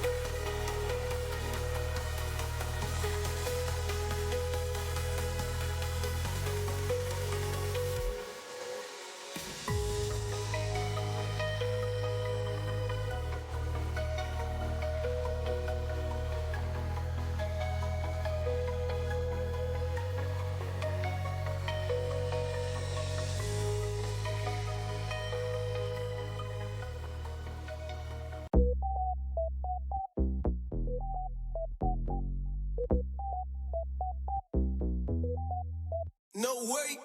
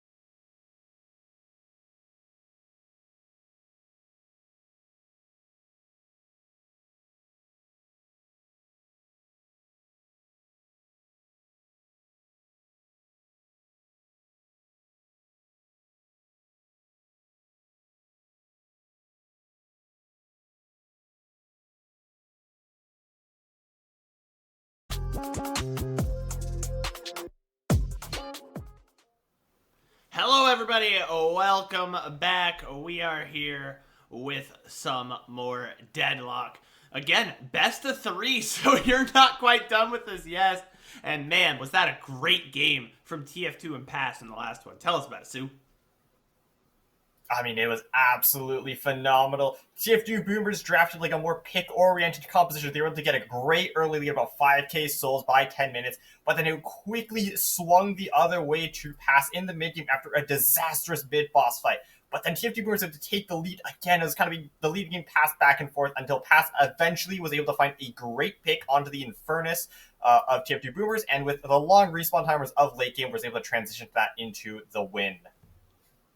Now, with the picks coming up from Game 2, I'm expecting some adaptations. Ooh, so Pass. What are you seeing that's going to change? It looks like Pass... So it looks like Pass this time. Okay. So Pass this time with the pick composition, and they did exactly what I was talking about earlier on the stream. They added in that haze as well for that extra backline threat in combination with the lash. You have the Bebop and Abrams as well, like for the extra pull into stun combo. But then haze as well as the lash are just dual backline threats is going to be rough deal, especially with haze with the camouflage bomb as well. Yeah, it's going to be super difficult to deal with. I mean, we saw how effective Pass was with the Lash in the last game. Numerous, massive ults. I mean, that one 5-man ult probably is the play that won them the game, that eventually turned into the snowball that allowed them to win. And to combine that with the pick power of the rest of this comp seems super duper dangerous. I am, however, seeing a Grey Talon given over on the other side, and we know how much damage that could be. And the Infernus, we talked a lot about how difficult it was to kill Infernus in the last game. If they can keep it up, it's gonna be another thrilling match, I think. It's gonna be pretty close. Mm-hmm. Absolutely. The thing about the Infernus, though, is that you do need to wait for that late game area. Like, you don't do too... I mean, you still do a lot of damage early on, but you're not really that X factor until you get to about 30k souls, where you get the bullet damage upgrades coming in, the lifesteal upgrades coming in. So early on, he's still very, very squishy. He's like a little bit of a lane bully with the burn, but won't be too much of a factor in these early fights. Yeah, I see the McGinnis paired with the Bebop. That's a lane pairing I really, really like on the other side there. I believe, from Pass, I believe our production said that. Yeah, Pass is the one with the Bebop McGinnis. Pass, okay, I am correct. I'm not nuts. I thought I was going nuts for a second. I had a brain fart, alright? It's been a long day, casted a lot of Deadlock, thought a lot, maybe a little bit too much about lane partners and farm and lane swaps and... No worries. Ooh, perhaps an early pick. That being said, these players have been playing all day as well, and they don't seem to have any signs of letting up. They don't have the same brain fog as me, and maybe that's because for them, there's $500 on the line. It's a $500 prize pool. Absolutely, you gotta keep your focus. The Grey Talon, though, is super, super low. If the Lash just had a little bit more souls to get that third ability up, it could have easily transitioned into a kill with the extra mobility granted by the grappling. We do see Meter able to pick up the first kill of the game with that McGinnis. We talked about how difficult that McGinnis Bebop lane can be to deal with, because you're just going to get hooked in the turret, and then you're going to watch your life just slowly drain down. And Wraithist off of the Wraith and onto the Haze. And man, that's going to be a deadly combo. We saw how much farm they were able to pick up early or late in the last game. We saw how far ahead they were. And I don't know, Haze is such a difficult champion to deal with when they're when they're so far ahead. Haze is annoying to deal with, like, because you get the knife, and then you're asleep, don't do anything, and then you just get ulted with the dance of bullets, and your HP just slowly drains away. But the thing about Haze is, unlike with Wraith, you can't just farm. I'll talk about that later, though, as the fight breaks out. We have a bit of a fight break out. Bebop at half health, but getting healed up by the McGinnis. One of the big utilities of that McGinnis, able to pick up the kill because they're able to stick around so long. Gets the damage down onto Paradox. This is a bully lane, and they are making use of it. Big advantage here for TF2 Boomers in Broadway, but not going unnoticed as a kill traded back there. I'm sorry, not for TF2 Boomers, for pass. I'm getting my teams mixed up again. Oh, great timing on the Paradox So coming low, in for so Mirror Man. low, Saves the and Infernus. got him. That was great timing for Mirror Man to come in. The Infernus of Denji was so low. If he didn't come in at just the perfect moment, that would have been another kill going over to pass. And, you know, overall, kind of a fairly difficult back and forth. Mostly seem to have favored pass early on, but we do see just the slightest lead going here over to TF2 Boomers, who get another pick as they force the 2v1 over there apart. Oh, Hayes hits asleep. But is grabbed by Warden's little toy crane there. If you guys have ever played a game like that, you know normally it's not one you're designed to win. But I guess it's a little different when you're picking up a whole person, as that's going to be another kill going over to TF2 Boomers, who have started to, you know, amass a decent amount of souls here just from these picks. Yeah, and as we approach 3K souls, Guided Owl. Wow, that was a cross-map one. Bebop is so low now. Tankman finds another kill. This has been kind of a disparate start. Both teams are kind of all across the map. No real focus into one lane overall. They do get the Park Guardian down early. And that first Guardian can be pretty impactful, but when it's on one of the two outside lanes, I think it's a little less impactful to the map state. I think it's a little more impactful when it's one of the inside lanes, because it allows you access to a lot more of the map. Absolutely. It just gives you that extra control, that like extra safety as well. Your opponents need to be wary of if they're contesting those neutral objectives. Even so, though, they're just getting the Guardian down, and souls in the hands of Paz, so they're not going to be too upset about that. Ivy coming with the bomb. Flash pulls the Ivy over, and this might be a pick. Uses the Stone Form to avoid some damage, but ultimately CC'd and brought down. Engineer gonna pick up the kill on that one. But here it comes. The whole team is here. Well, half each team, I guess. Looks like everyone else is all across the map. Lots of ults coming out, but other than that initial kill, looks like nothing else doing. Finally, great hook. able to pick up Wraith, and there we go. Back and forth, back and forth. These teams deliver in a game of just absolute close fights. They're giving us more and more close fights every time. 1 HP on both these guys. If they come. Who gets it? Who gets the kill? Solo. Still alive somehow. Oh, okay. Finally, the lash goes down. So low was the great talent. And again, another, it's just so back and forth. Tankman picks up another kill onto Meter. These teams are unrelenting this game. Both teams seem a lot more aggressive. Instead of just TF2 having the whole control run of the early game, maybe they said, you know what, every time we get this big early lead, and then we throw it, and then we lose. Instead, we're just going to make it bloody and scrap from the beginning, and maybe then we'll win. Maybe. I mean, like, kills are being traded back and forth. The game is even at the moment, but, like, if TF2 Boomers, I think, as long as they're able to scale safely into late game, they're more than happy. We saw last game how impactful that Infernus was as soon as those items came in. Like, the great talent as well, if you can get points into that charge shot, will become a menace into the mid game. And, like, the Warden Paradox as well skill incredibly. Pass, I think, is the team that needs to be ahead to do things. Abrams, if you're not able to get a lead, is just so squishy if you jump into the back line. And the Haze as well. The farming on Haze is not very good. You need those arc bullets, and if you can't get that early, you can't really farm. So Haze is very dependent to get kills in order to get souls. And at the moment, Pass hasn't quite been able to feed her as much as they would like. Yeah, was up pretty early, but now actually lagging behind the rest of their team at just under 5k souls here. But looks like they're going to pick up a Guardian over here in York, going to be able to take out that Yellow Lake Guardian, and that means they've only got one Guardian left standing and a flex slot on the board. That's going to be real nice to have. Some extra utility is always good. Lash coming in, though. Oh, great Paradox to cancel.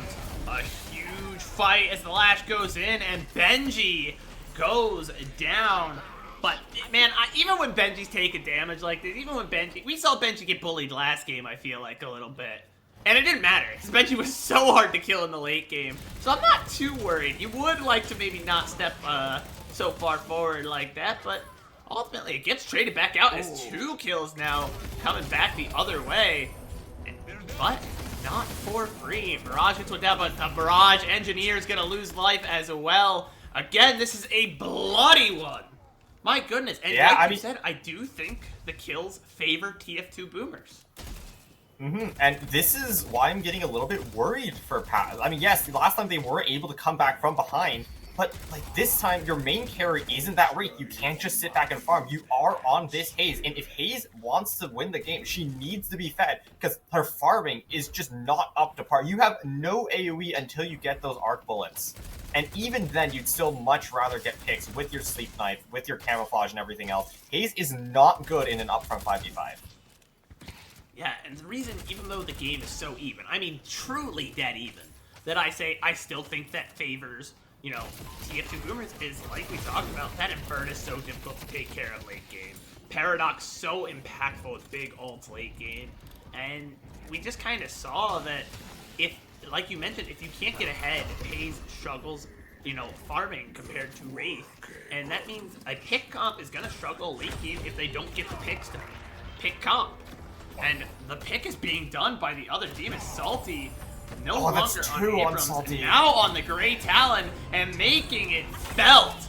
Such an annoying champion, so difficult to deal with. You see why this had been banned all day. This is the first series I got to watch where someone let Grey Talon through, and you're really seeing why it's banned so often.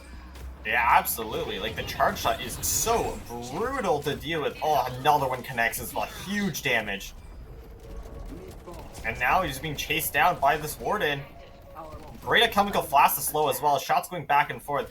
Both players getting chipped down, but Ivy comes in for the support. Here comes the Ivy as well, but Ivy probably gonna go down. The King's going down? Gets a little bit of healing. If Meter had died a little bit faster, oh, Paradox is in trouble. Lived. Yeah, this fight, another chaotic one. These teams do not want to organize. They do not want to stop and talk about it. They want to scrap! And scrap they will. Salty going down as a Mouse, showing why you maybe shouldn't let them have the Lash anymore. The Lash is like such an annoying champion to deal with. I mean, everyone is annoying if they're fed. I'm just going to put that caveat out there. But the mobility from Lash is brutal to deal with. Because you have to look up, and if you're looking up, you're not looking at the rest of the team. As I say that, though, another fight breaks out. Abrams gets a kill, cleaned up by Tankman on the Ivy. Is anything more that can come out of it? The Mo and Krill here as well. I was going to talk about how maybe there was a bit of a lead going one way, and it's turned back the other way, and it doesn't matter because the fights never end. Welcome to Mr. Bones' Wild Ride. The ride never ends. We're fighting forever, boys. How is he still alive? It just felt nobody like he knows. Never dies. Tank. So I mean, it's in the name, so right? Much damage. That's the Tank Man. Goodbye. He is Mr. Tank Man. You're right. They couldn't have done. And that's just, this fight has been non-stop, and I think that just kind of exemplifies maybe that's what TF2 wants to do, is just kind of permanently scrap. Don't let you regroup. Don't let you think. They seem to be having a good run of it. No, they just leave. Yep, everybody's gonna go away. Too scary to get pipped now. Mid boss is up, and that's that can be a little bit spooky.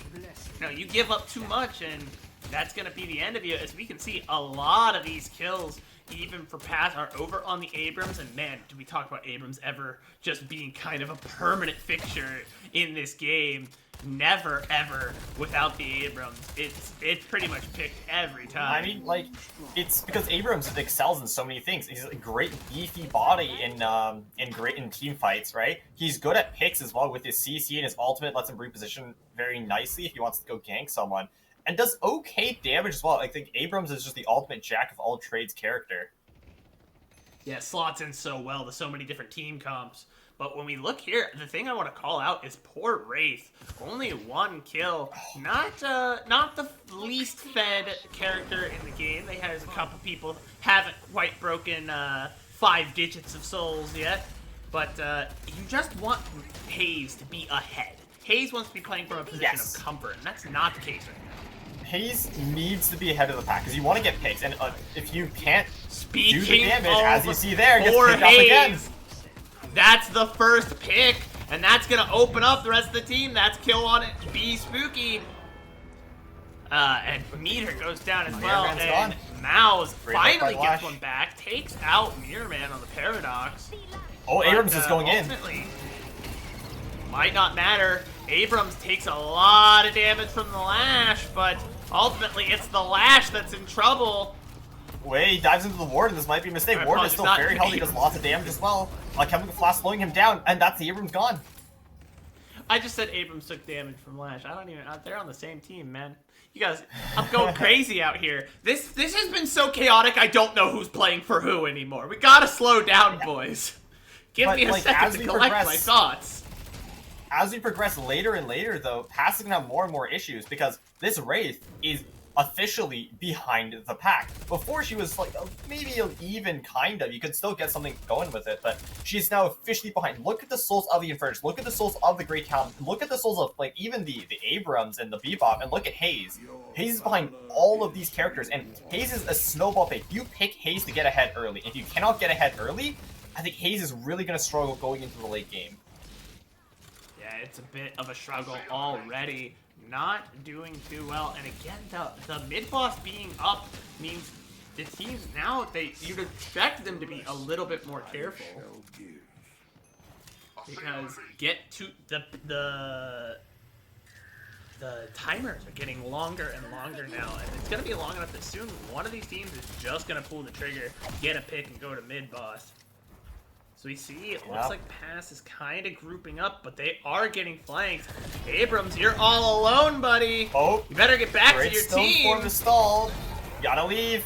Not enough. There was 2 more waiting in the wings. They thought they were alone, but never mind. It was Warden's you caught who up was too. getting trapped.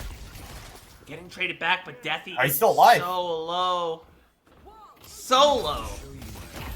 Nope, no, he's gone. Officially. This time, hope. Yes, nope, still alive somehow. The life steal is brutal. The jump as well. Great Talon gets a lot of damage down. Deathy picks up 2 kills there on the Warden. Now it's becoming a bit of an issue because Lash is low as well, and there's those picks we talked about. I wouldn't be surprised if there's a play made for mid-boss now. Oh, wait, Monko gets a is now great up stun to the Bebop. Bomb, though. Ooh, that's a lot of damage. Still getting picked off, though. And the Urn is picked up as well from TF2 Boomers on the respawn. You see TF2 starting to amass a bit of a lead here now. And they're going to go ahead and take the long route with this Urn, taking it all the way back to spawn. That does mean Fight they're is missing 2 happening members. once again, though, on the opposite side near the mid-boss.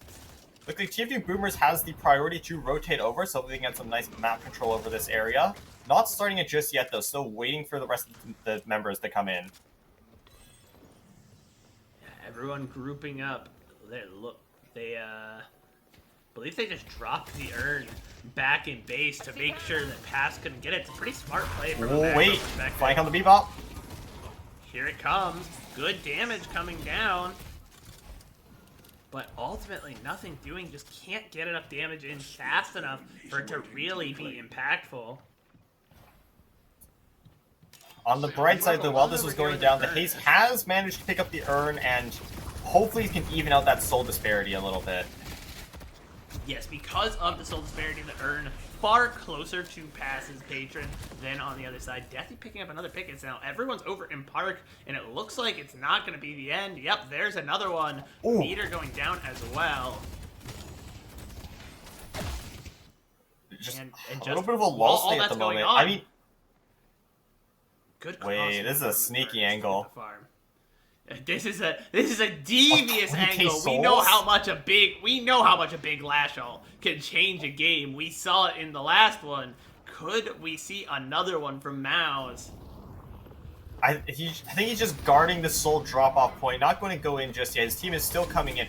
Wait, Spooky is down. TF2 Boomers got the first pick instead. Yeah, they were able to use that damage from Grey Talon to get another pick. and that means they're gonna have no issues, I think, defending this point. The only thing is, it is technically, it's getting closer to, yeah, it's even numbers over here because they do have 2 members off away over in Greenwich. But while both these teams are fighting over the soul collection point, the soul urn's not there. It's just the fight. And here it comes.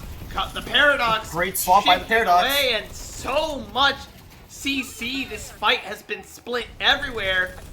Both teams are kind of just slugging it out, seeing what they can find. Pass able to find 3 kills throughout the process. And it ends up just being another chaotic, messy one. Solar picked up as well, being snuck in by the cloak from Bebop. I think Soul Collection point is uncontested at the moment after that huge fight, so Pass will get some souls back into their favor. This should even it out a little bit.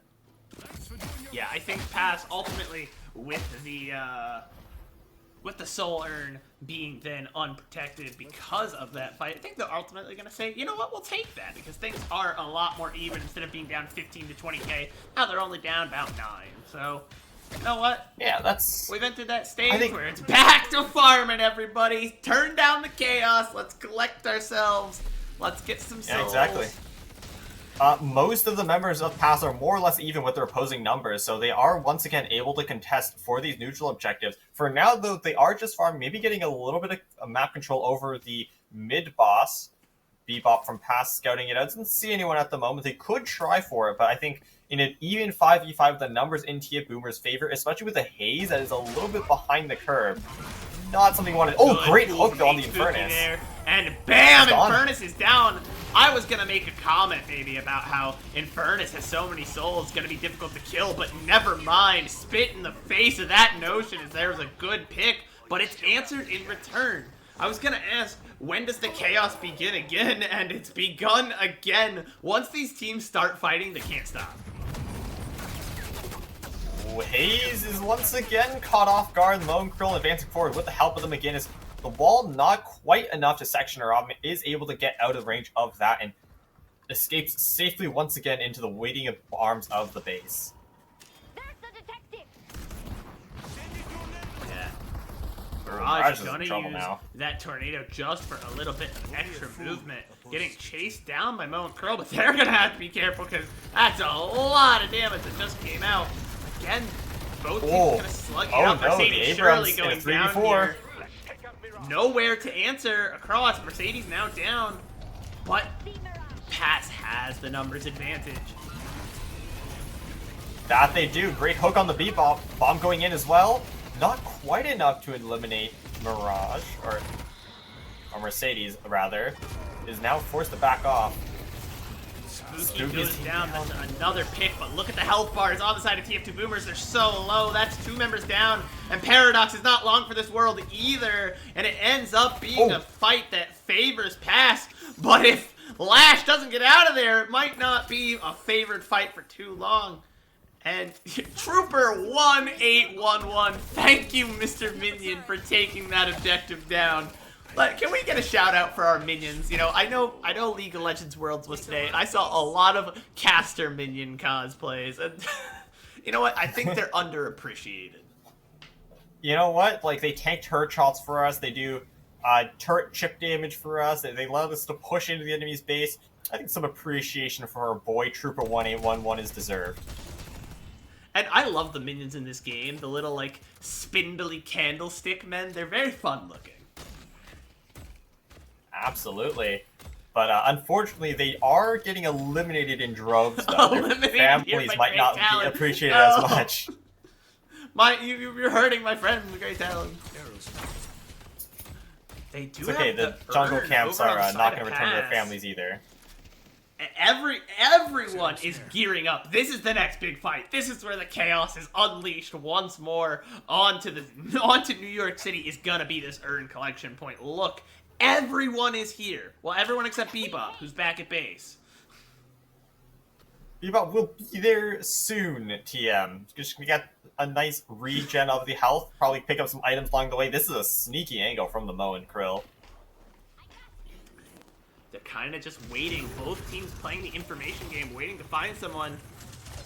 And here comes the initial fight.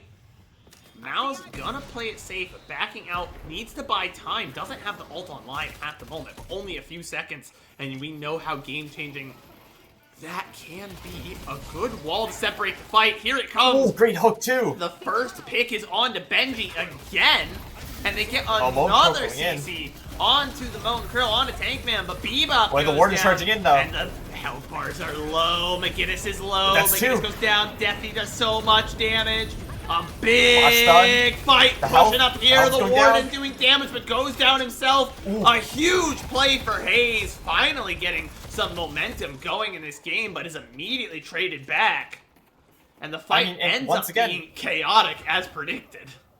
Once again, though, it's that lash, the very critical lash out gets a two-man stun, which finally allows the Wraithus on the Haze to get a great bullet dance, taking down two members. Even from behind, if the enemies can't fight back, Haze can still stack up a lot with that third ability. But ultimately, I don't think that Pass is very happy about this play.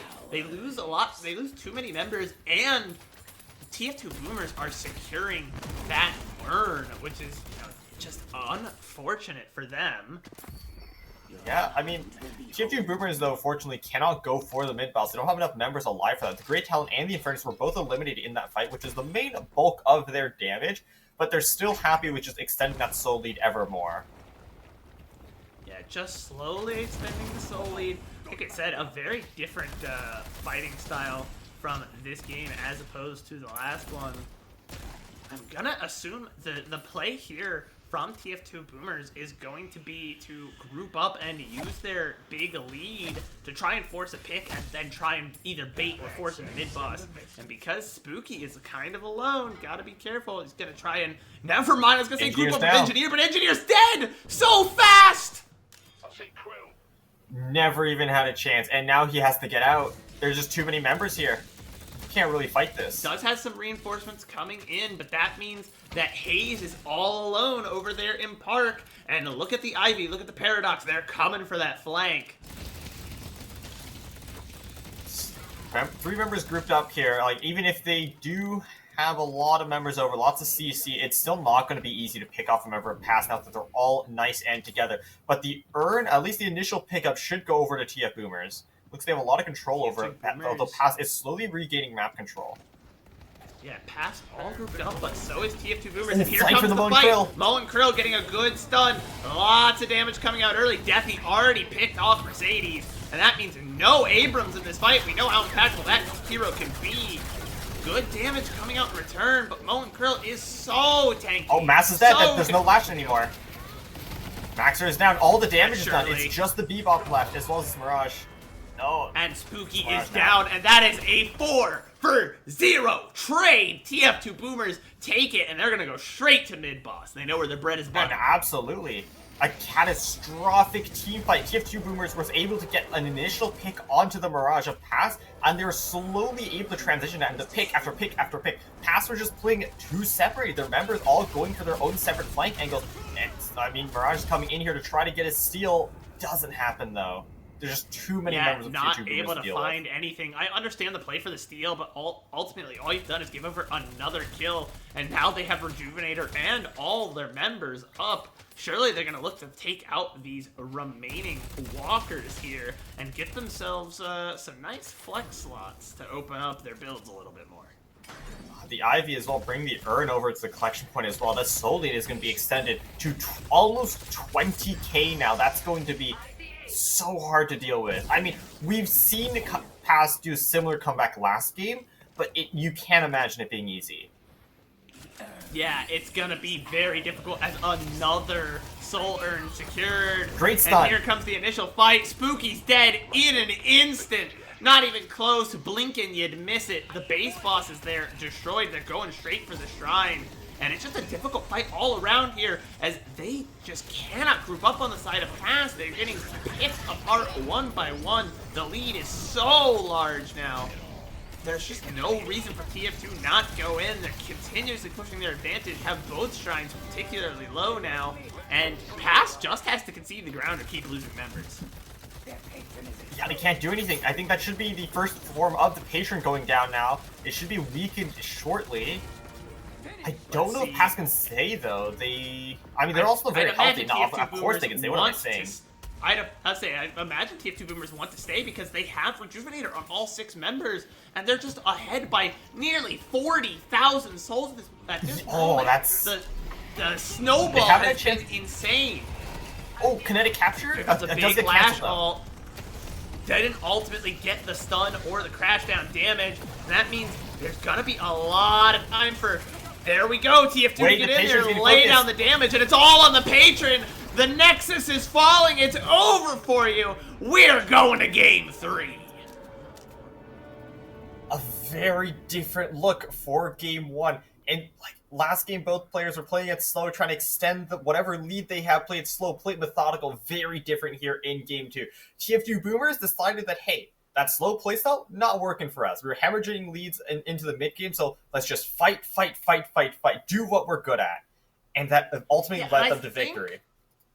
I think they had the idea of fight last game because they did kind of draft this pick composition that a lot of CC, a lot of ability to lock down opponents. But what happens is once you're no longer ahead on that, especially in the late game, you really have no way to recover the game. And so what they did is they picked a composition that's going to benefit a lot more than their opponents from being in the late game, from having those far more expensive items. And so they didn't care who was getting kills as long as the game was getting accelerated. And they accelerated the game so fast. The last one, 40 minutes. This one, under 30. So we're going to go ahead and send it to a short break. We have one last game tonight, a game 3 in our first best of 3. Both these teams want to make it to day 2. We'll see who does coming up shortly.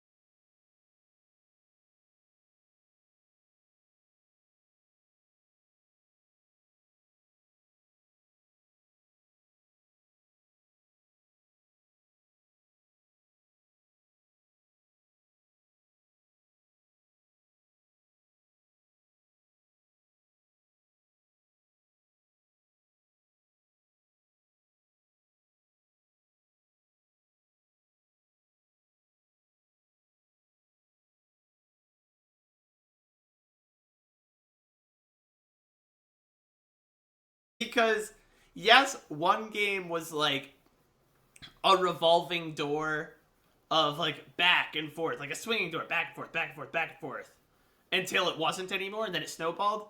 This game was that, but on like a micro scale. It was super back and forth really early, and then it snowballed late.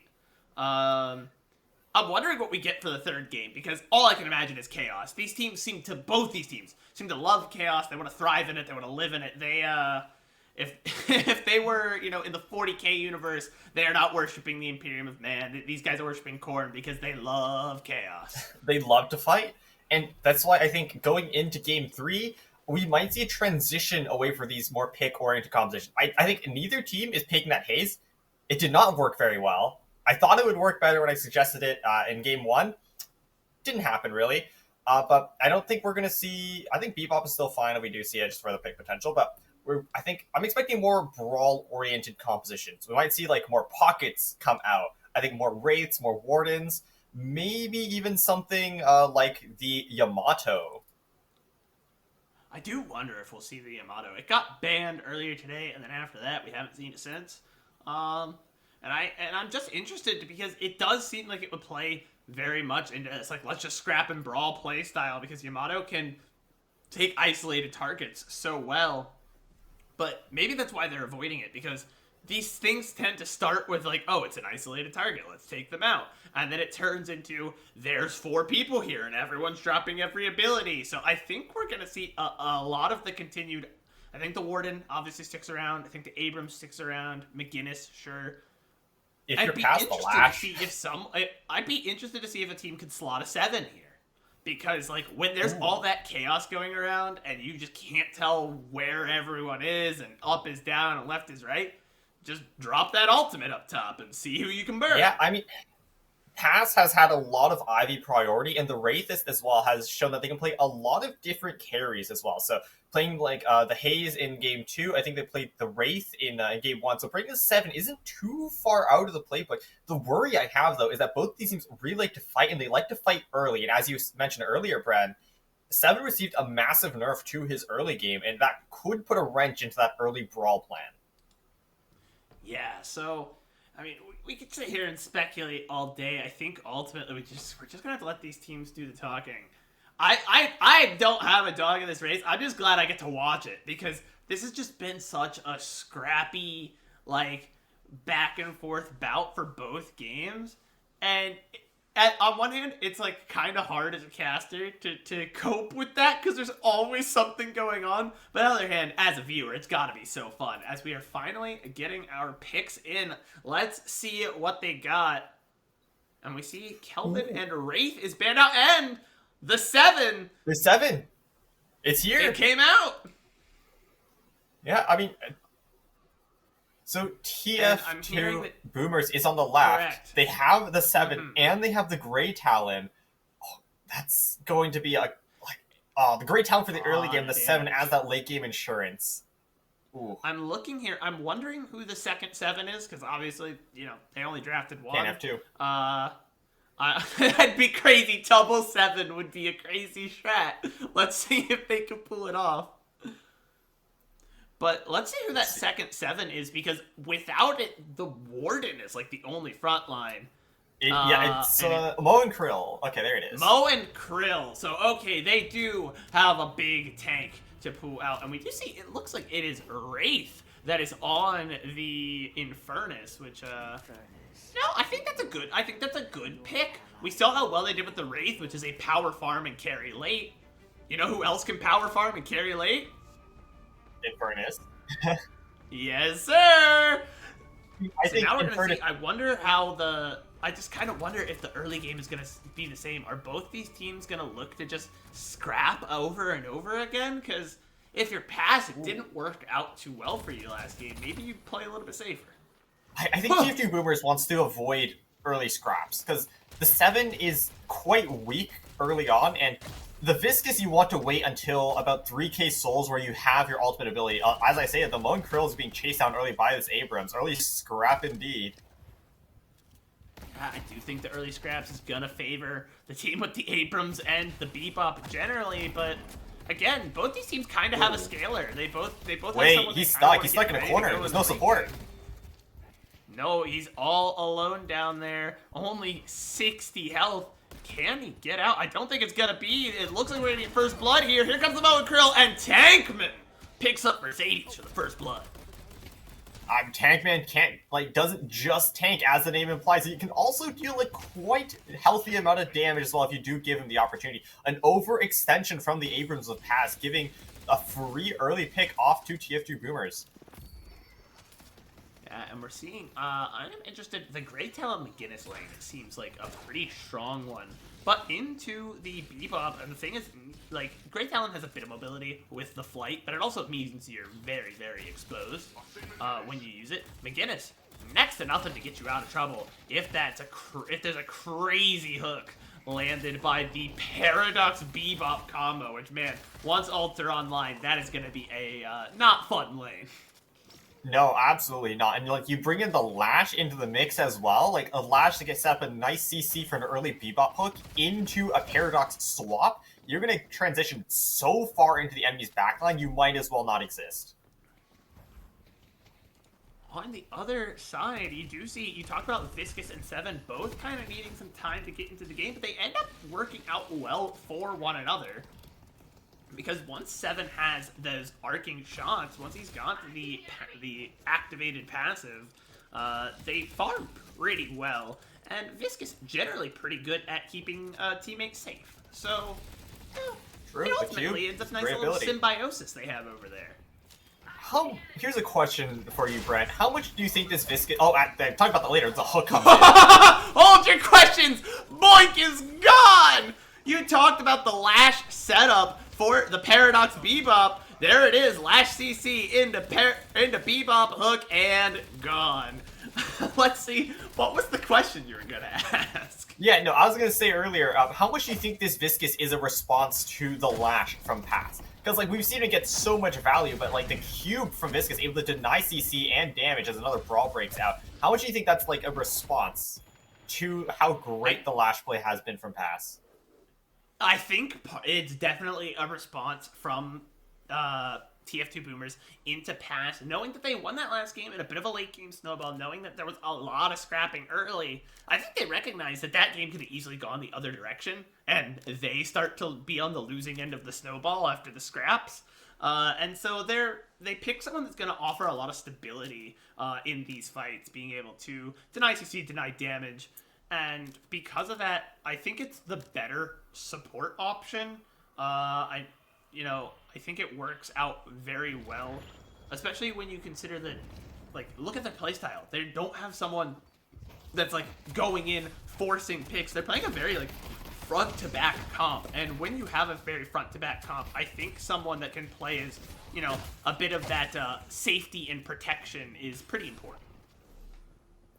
Yeah, I agree. Like, just someone to, like, act as that front line. Because you don't need to go on these crazy flanks. You have a 7.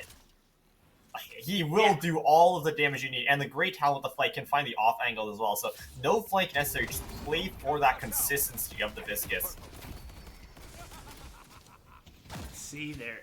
That Abrams generally being a bit of a nuisance to poor Tankman, and Mercedes gets his revenge over in Park, able to pick up a kill right underneath the Guardian.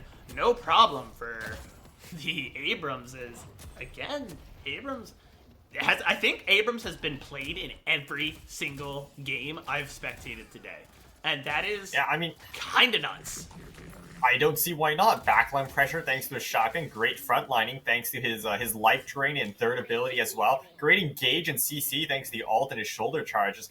He fits into so many different comps, just so consistent in everything he does.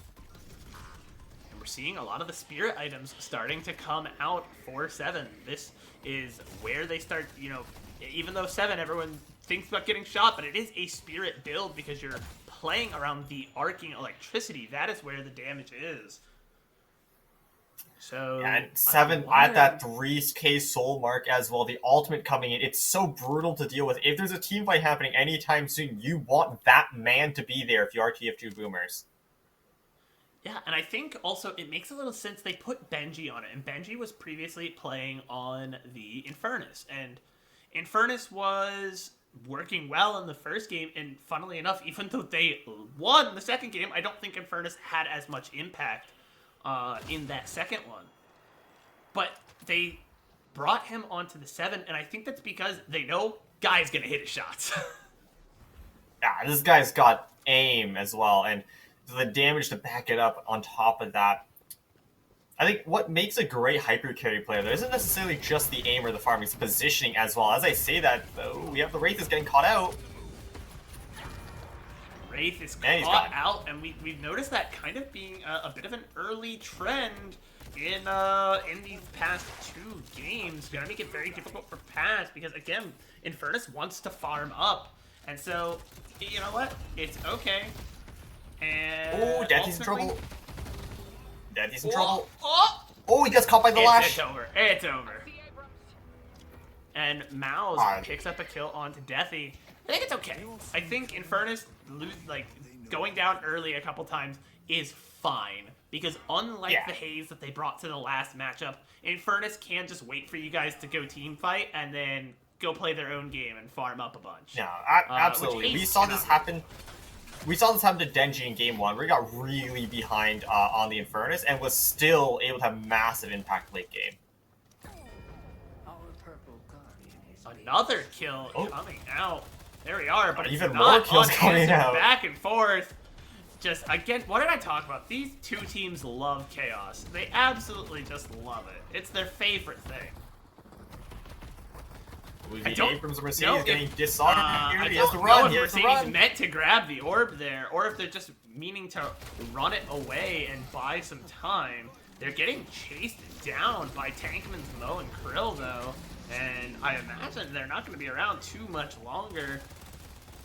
Yep, there it is. Tankman picks up the kill on Mercedes across the map. And these Guardians are Mirror Man, though, going found down a great timing, managed to take out a Guardian. Yeah, that's what I was about to touch on, is these Guardians are going down, which means we're soon to get flex slots once a team picks up 3 of them.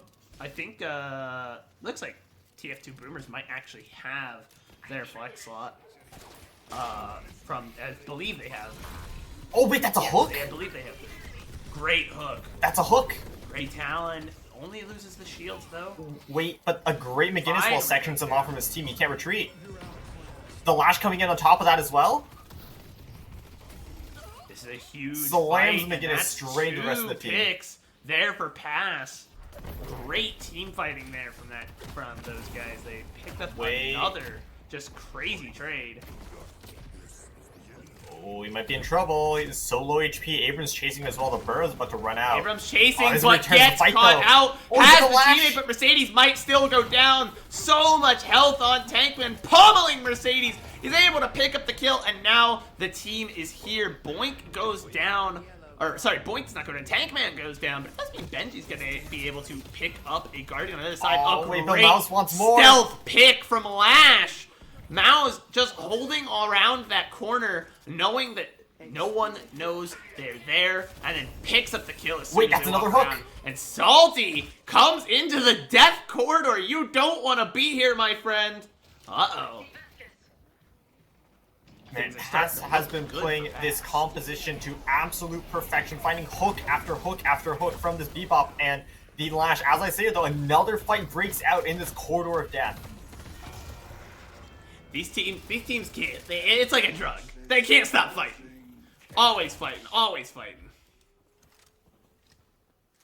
Oh.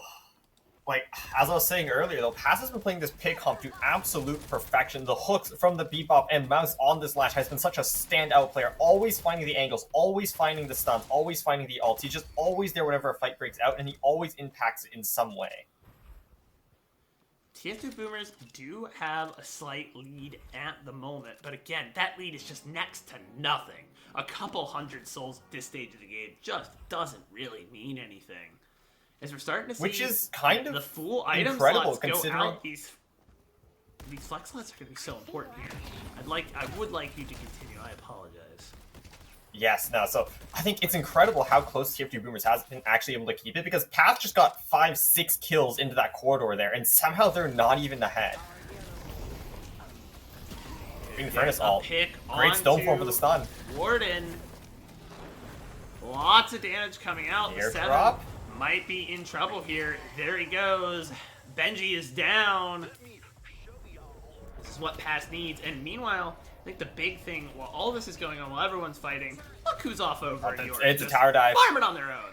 You thought you were gonna keep me Boink is gone. That's a 2-man tower dive.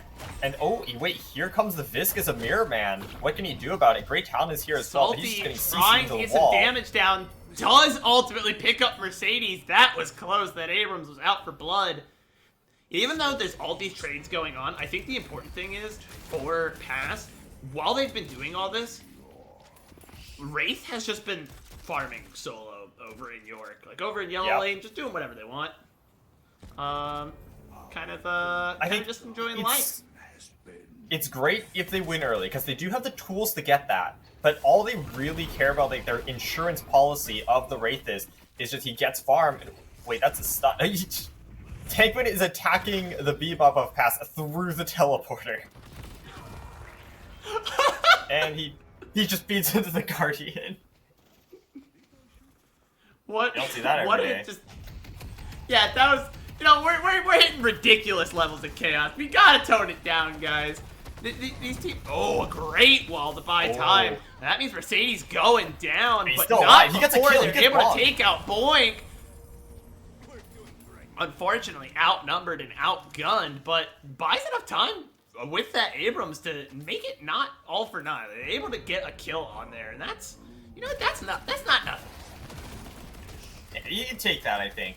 You trade 1 for 1, you get some souls in your pocket, some goes to your opponent, that's fine. I think as a Pass is winning, because they do have that Infernus in the back pocket of the Wraith. Hasn't really been impacting these fights, which I think is fine, because the important part is that he gets souls in his pocket, and he gets to continuously farm.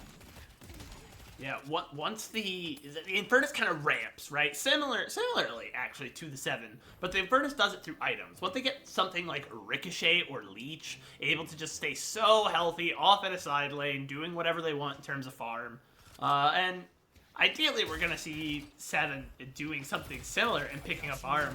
Neither of these players, you know, pushing the envelope in terms of kills for their team, however. Yeah, souls are still neck and neck here. The mid-boss has finally spawned, and so has the soul urn. Hasn't been picked up by anyone just yet. As we kind of go into a lull state, both teams content with just farming at the moment. Yeah, they gotta be careful because, like you mentioned, mid-boss is up, and that means big mistakes get punished, even if neither team has, like, quite the capacity to capitalize on it. I want to talk about, man, Mao's not died yet. That is nuts. Playing on that Lash, 5 kills, no deaths. And now, maybe finally we're going to see something happen over here. And Tankman goes down. I think he thought he had a pick onto Spooky, but Spooky just had that teammate in reserve, had the extra backup here. 2v2 in the mid lane, though. Engineer and Mouse battling it out. And Deathy is the one that gets the kill at the end of the day. Yeah, Engineer goes down. Deathy does pick up an assist. Might even be their first of the game over here off in the side lane on their own. Oh, look at this teleport. Deathy's flanking through the teleport, and they have their Moe and Krill coming in. This could be a he pops the dangerous veil. trap over here in Park. Here we go! He finds Great Spooky on the damage onto Paradox. the Paradox. Has to prop the Divine Barrier. Oh, the Moe and Krill stuns Tankman's him out. finally here, though. The slowing hex doing quite a lot of work, and Tankman's about to go down. Can the Warden get the root? Just barely gets the hook on to Mercedes. The wall coming out. That does mean there is one pick. It looks like Spooky went down over there. But Deathy's not out of the woods yet. Trying to take down this Abrams, but Abrams is just so healthy. Will not die. And Medser as well gets another pick on the other side with the Bebop. Mirror Man picks off the Wraithies, no more farm for him. And Salty is in trouble as well now. Man, it looked really good initially with that flank through the TP, but just a great response from Pass. able to ultimately make more out of it than they perhaps should have. A little over-indexed, I think, for the TF2 Boomers. All in on one play. Yeah, now they pick up the soul earn, so that's going to be some more souls in their pocket. TF2 Boomers now a little bit behind on souls, past just only 1k ahead, but I mean 1k soul is very little, especially because it's such a nothing at this moment. I do want to talk about the AP as well. Not only are the souls even, the AP is genuinely dead even. I think there's one more point to the side of pass. Just this game is so incredibly even, and that is what we saw out of the last game from TF2 Boomers. Like we said, I do think the Viscous is an extra layer for them to keep up later in the game. So I'm just, these late game team fights, there's gotta be some structure to them eventually. This chaotic back and forth, like just meatball everyone into the grinder and see what happens type of fight. If you want to keep going in the tourney, listen, the individual skill is clearly here. I want to see a little bit more organization from these teams, because I know that the team that's #1 seed right now, they fight in team. Yeah, I think both of these guys definitely have the individual skill. Like, just Mouse by himself has been such a standout player. But both these guys right now are just seeing opportunity to get a pick. I go in for it without thinking. And I think as you get later in the tournament, you're going to get punished for that. You can't do these individual plays as you move farther and farther, especially considering that teams are going to play coordinated as you go farther and farther into the tournament. They're going to punish you if you over-aggress. And right now, both of these teams, they're still even, but just if they keep pushing these boundaries, if they keep limit testing, they are going to get punished eventually. Cass doing a good job of, baiting in the aggression at the moment. Able to get a lot of damage as it looks like Mo and Krill are going to die to the bird. Just barely survive, but Maus picks up another kill. And that's the one area where these teams are not even, is kills. Yeah, and that's kind of what I was talking about earlier, right? Both of these teams, every time they see just a slimmer of an opportunity, they go for it. And things like this happen. When you try to go for every single play you see, some of them are going to be rotten, and you don't want to go for them. And just, just like TF2 Boomers, 2 players go in, the McGinnis and the Mo and Krill, and they just instantly get punished for it, for over-aggressing. Yeah, and speaking of punished, they're going to have Mo and Krill up, going to maybe be able to make their way over there, but McGinnis certainly not, and mid-boss is going down quickly. Oh, last stand is popped. He's going in. Deathy's going in. Got the Divine Barrier up. Deathy taking no damage. So much damage dished out the other direction. Finally goes down. But lots of low health bars on the side of Pass. Very precarious situation here. They might be able to clean it up. TF2 Boomers looking for a good one. Not able to stop. Tankman gets another as well. Spooky's down. It's just Wraith and Mouse on the Infernus and Lash respectively out here. The kills do go in favor of TF2 Boomers, but the objective goes in favor of Pass. And once again, souls are neck and neck.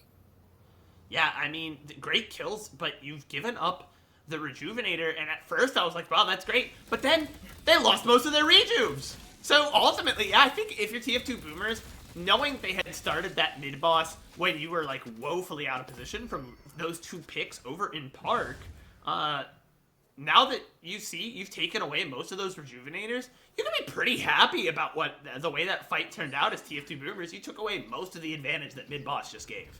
Yeah, absolutely. I think Pass overstayed there. As you say that, a hook comes out onto the 7 of TF2 Boomers, and his health bar is getting chunked down over and over and over again. He ults, but the bomb from Meter is more than enough to finish him off.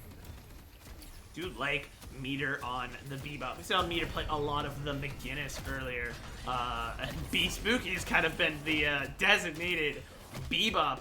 But I do like the way Meter is playing. Very, very supportive. And a great hook comes out there, and that does mean a pick onto the enemy 7. Man, that talent chart just it's so annoying. As we reflect over that Rejuvenator fight once again, though, Pass finds a great timing. They get 2 picks and catch TF2 Boomers on a great timing. They managed to pick up their Rejuvenator, but they overstay on the fight. They didn't need to do that. And they get most of their advantage taken care of. As you said, they are still able to even out, though, still able to push into the base of TF2 Boomers. This could be the turning point once again if they pick a bad fight. believe the Infernus ran in with the ultimate. Don't know how many they caught. And ultimately, that's going to be the back-breaking play as TF2 picks up 3 kills there. 4 kills. Make that 4. 5? Could they get wait the ace? Everyone is dead on pass. A great 6 for 0. TF2 Boomers making a great stand there outside the base. Lost a lot of their base, though. One of the pairs of base guardians, 3 of their walkers are down, and they still have a guardian standing on the other side. Pass is yet to deal with one of the guardians. I think once again, though, that's a bit of an overstay for Pass. They got the walker, they got 2 of the base guardians. They could have just backed out at that point. They had a very healthy soul lead, but they choose to overstay and they get punished. Same thing happens here. Pass is able to get a nice guardian takedown, but then overstay a little bit. Team members were rotating out, and then the McGinnis of TF2 Boomers just stays in lane a bit too long, and in comes the Abrams, all of his CC, and eliminates her right off the bat. Yeah, it does seem to be, you've hit the nail right on the head. The kind of issue is both these teams have gotten their advantage. They play for their advantage. They walk forward at the enemy base. They stay at the enemy base too long, and then they die. Yeah, I think they got the advantage, and then they don't know when to just take the advantage and leave. They always try to push for more, and I think the attitude of just trying to push your lead is fine, but you need to know when to back off. You need to know when you can be satisfied with what you have. Great kill. Deathy just 1v1s Meter so far ahead. I mean, Meter unfortunately kind of stuck in this support role with the Bebop. He had no chance against the Warden there. Hooks have been great for Meter, but unfortunately with just the way he's building, he can't take 1v1s. Yeah, and that's what happened there. Oh, heavy melee. wait, Deathy and Mercedes taking a 1v1. Backs off, though. Everybody kind of grouped up around that urn. Nothing doing, ultimately. Yeah, it's just going to be another lull state at the moment. Both teams are just content with farming. No objectives currently on the map. No urn, no mid-boss. So it's just we're farming actually going to see a fight here. Look at the map. Gold. The Ivy overextended looking for the shrine, and it looks like the team is actually... They're coming, rescuer. No one's able to get a pick. What are you guys doing? I thought we were going to fight. I thought you liked chaos. Shots going wide, but I think they need to pick up these waves. They need to get the jungle camps, get the extra souls. Yeah, I've managed to get away. I'm so surprised because they were destroying one of the shrines when the Grey Talon came over to respond, when Salty came over, and I thought for sure they were about to get, pinched and cut off and their team was going to have to rescue them, but no, ultimately both teams just kind of handshake and said, no harm, no foul, you go ahead and scamper on home, bud. I mean, Ivy is actually surprisingly mobile. The airdrop, letting you fly into the air like that, is a great escape mechanism. And not a lot of CC is able to land, once you are off the ground. Because, if you think about it, you have to, the Viscous has to, hit you with the goop punch, but you need to be grounded for that. 7 has no CC, neither does the Warden. I mean, there's slows and everything, but there's no hard CC to stun you out of that flight. Yeah, once you're mobile, the 7 does have the stun. It takes forever to proc, and you have to get pretty close to proc it. You have to get up on them to shoot it at them. Oh, and so once they got away, it was look at this angle. Really high up. They do have the ultimate available. They're kind of waiting, and we've talked about Mouse all series. Very impactful player. Knows what they're doing with this ultimate. It might be time to unleash it. Here we go. Deathy doing so much damage. Paradox unable to get away, and 8 Spooky is down. They want more, though. The Viscous going in, catches off the Abrams and Mercedes. Down. Benji picks up that kill, starting to come into the game a little bit. You see, 25k souls on that 7. Gonna be a bit of an issue moving forward. On the other hand, though, the Infernus, 30k souls. He is scaling into a big threat. Is taken down by Deathy, though, unfortunately, on the extended chase. And it looks like this is TF2 Boobers' chance to break into the base of Pass. Viscous popping in that little goo ball, doing a lot of CC, just disrupting the backline, taking up extra damage here. Haven't been able to break past these base guardians just yet, though. Yeah, ultimately they lost their 7 as well. It's a big damage loss, and so they're going to cut their losses and get away. One of those base guardians, I believe, is still standing. One of the 2. I like this change of pace from TF2 Boomer. this 10 minutes It's like ago, they're listening. they would have tried to trade. They would have tried to greed. They would have tried to trade 1-for-1, maybe take an extra base guardian. But now, like, they realize that, hey, we can't fight this. They cut their losses and try to, instead of trying to be greedy, get the extra influx of souls. And like we said, that is going to be important moving forward, knowing when to call it quits.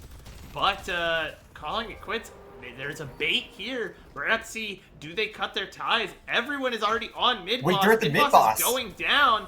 TFT Brewers Are has they no going to be able to clue. secure the Rejuvenator? Is it a bait? Both these teams are grouped up. Here's going to be a chaotic fight in the middle. Oh, great McGinnis wall, but it's Here we dodged go. by Mercedes. It is Mouse captured. captures the side of pass. Rejuvenator. Oh, but the Here we fight go. might go into the favor of TF2 Boomers. The team of Pass is a little bit split. They Almost do get a pick certainly, on the Mirror Man, McGinnis is though. low. Three full health bars for TF2 Boomers, but all in the base. Weren't able to suss out that mid-boss play fast enough, and so by the time they got there, it was already dead. Yeah, and I think this is great forward side of Pass. Last time they got the Rejuvenator and then played split. Some of their members went to go farm sidelines, and some stayed to try to go for the extended fight. This time, they all play together, they all play coordinated, and they get the Rejuvenator, they get 3 kills, and now they're pushing into the base of Pass. The Patron is going to be weakened very shortly, and this could just be a very quick 25-minute win. Look at I that think they are backing damage off, the from the respawns are coming Infernus. in. Finally farmed all the way up and just eviscerates anything they point at. Just anything in the general direction of those finger guns is going to absolutely melt. The respawns are coming in for TF2 Boomers, though. I think Pass should back off here. They already weakened the Patron. Respawns are coming in. The enemy has just bought all their items. You haven't had a chance to spend your souls yet. I want them to get out if they can. It looks like they're staying, though. Patron I is think getting it's chunked not a down terrible pretty play to nice, stay. They though. have the Rejuvenators. They're able to get onto the Patron. Even if they die here, the respawn timers are not long. And they get some good damage in. Looks like they might be able to get 1 back on a TF2 Boomers, but they're losing 4 members. Not the worst play in the world, considering you have the rejuves, but that's a lot of souls going back over the way of TF2 Boomers, able to launch a stalwart base defense. Yeah, and all of a sudden, the souls are back into the favor of TF2 Boomers. This is why I want them to back off. Because, yes, you are ahead in souls. Yes, you do have a lot of ults to use. But the thing is, you haven't spent your souls. Souls just sitting in your inventory mean nothing until you turn those souls into items, like into abilities and so on and so forth. The enemy had just died, yes, and like you got an excellent chunk on their Patron, but as they respawn, they now have bought their items. They're stronger than you, and they also have the added Patron to help DPS you down on top of that. You should have just taken your winnings and left. There was no reason to extend your lead there. But now we see we're gonna have a scrap. Look at the defense here for the urn. Oh. Oh, Paradox Oh, no. grabs, runs away, has popped the Divine Barrier. Deathy in a dangerous Deathy's in position trouble. here, getting good damage in. Able to lock Is he able to get down one? the Paradox. Paradox on the run. Can Deathy get this kill? The barrier blocks the grenade, and Deathy's Deathy's so gonna go low. down. On the other side, Mercedes on the Abrams in the backline with the help of Mouse on the lash is able to do an absolute chunk into the backline of TF2 Boomers. Only the 7 left in this fight. The soul urn being secured by Pass as well, and now Bonk on the McGinnis is in trouble. 4 members piling up on top of him, disarmed and now completely taken out of the fight. It's just the 7 left alive for TF2 Boomers. Oh, not Ace even. He's gone. 6 for 0. Another one for Pass. And you know what? This is why That I should be said, the game. This is why I said, even though it feels like a bad play, yes, you gave over a lot of souls, you have the Rejuvenator. So even if you die, you're not giving up too much on the map other than just the souls. And they're able to get back on the map and make the play now that they have bought their items, now that they are a lot stronger. And that ends up being what wins them the game. A back and forth game again, almost 30 minutes this time. Really Yeah, strong TF2 play. Boomers try to get that soul jar, and they're ultimately their undoing, trying to extend that lead. I don't mind it because the enemy, the team of Pass were just respawning, but a great catch from the Abrams of Mercedes, being able to isolate the backline of TF2 Boomers, and Deathy overextending a little bit, going to 3v1 against Spooky and the rest of this team after the transfer comes out. Yeah, 8 Spooky, able to survive so long against Deathy, who we saw was pumping out kind of ridiculous damage at times. And being able to survive that long and maneuver and let their team come help them and pick off one of the bigger DPS threats is a really, really smart play. I think overall, Pass just had a really good understanding of win to team fight. I think they kind of almost learned just like, okay, if this is going to be aggression, let's accept the aggression. Let's welcome it in and then collapse on top of them once they did. Overall, what a great best of 3. Took us to 3 games, back and forth the whole way through. I could never surely say who was going to win. That was just a fun one to watch. Absolutely, and I think I really like how their carry player of the Wraith was able to just constantly get farm. They didn't participate in a lot of fights, at least not early. They got put behind a little bit, but just always finding the macro angle to get souls, get farm, and eventually become this late game carry threat that absolutely demolished TF2 Boomers is, I think, what makes him such a great player. And Mouse on the lash as well, always finding the angle, always finding that stun, that backline access to disrupt the team fight and turn it in their favor. I think it's just amazing play from all the members of Pass. TF2 Boomers did a great job too as well. No, yeah, that's the thing, is this series was just great both ways. Unfortunately, one team has to lose. It was you today, TF2 Boomers, but I'm rooting to see you guys again, because that was just so much fun. Ultimately, I think it was just, I think you had it right. When you talk about Wraith, the first game where Pass won, they played Wraith on the side lane, farmed up a bunch, and carried late. And they just did the same thing. We talked about just the shred from that late game in Furnace was so just vile. What are you supposed to do against that? I think there's not much unless you can just get on top of him, because Infernus only heals if he does damage to you. If you did what Pass did in game 1, use that lash, just stun him up in the backline, use the mobility to just eliminate him before he has a chance to shoot back, it could be an answer, but of course, you know, the lash was always on the side of Pass. So moving on to the semifinals, Hydra Nation is going to have to find some way to deal with these threats. I don't know. I think Pass might have to find some way to deal with Hydra Nation. They were our first-ranked team for a reason. Those guys are scary, brother. You do not want to mess with them. That's going to be a heavyweight bout for sure. We're still going to see who between Pulverize and Melee Creeps moves on to play against Buff Enjoyers. Unfortunately, I don't think we're going to cover that one. But overall, just a great day 1. This was an exciting day. Other than that third game, I think that third game kind of blew a little bit. I'm just going to say it. Other than that, though, the three games. It was great, yeah. It was amazing. Pretty fantastic. And you know what? I'm going to say it. Maybe it was TF2 Boomers and Pass, because first game had TF2 Boomers in it, banger game. Second game had Pass in it, banger game. And this last series had both in it. Fantastic series. It was absolutely amazing. I think tomorrow we're going to get even better games, because Hydra Nation, our first seed, versus Pass, who likes to pick these super mobile pick compositions. I cannot wait to see the matchup. I'm not going to cast it, unfortunately, but I'm excited nonetheless. I do believe, and correct me if I'm wrong, that's all we got. Day 2 is going to continue tomorrow. Remember, semifinals, we are talking about a $500 prize pool presented here by 10xGG. I am super excited for the rest of this tournament, but that has been I have been Super Bren, that has been Sumi, and we are signing off for the night. I hope everyone enjoyed. I sure did. Yeah, we'll see you guys next time.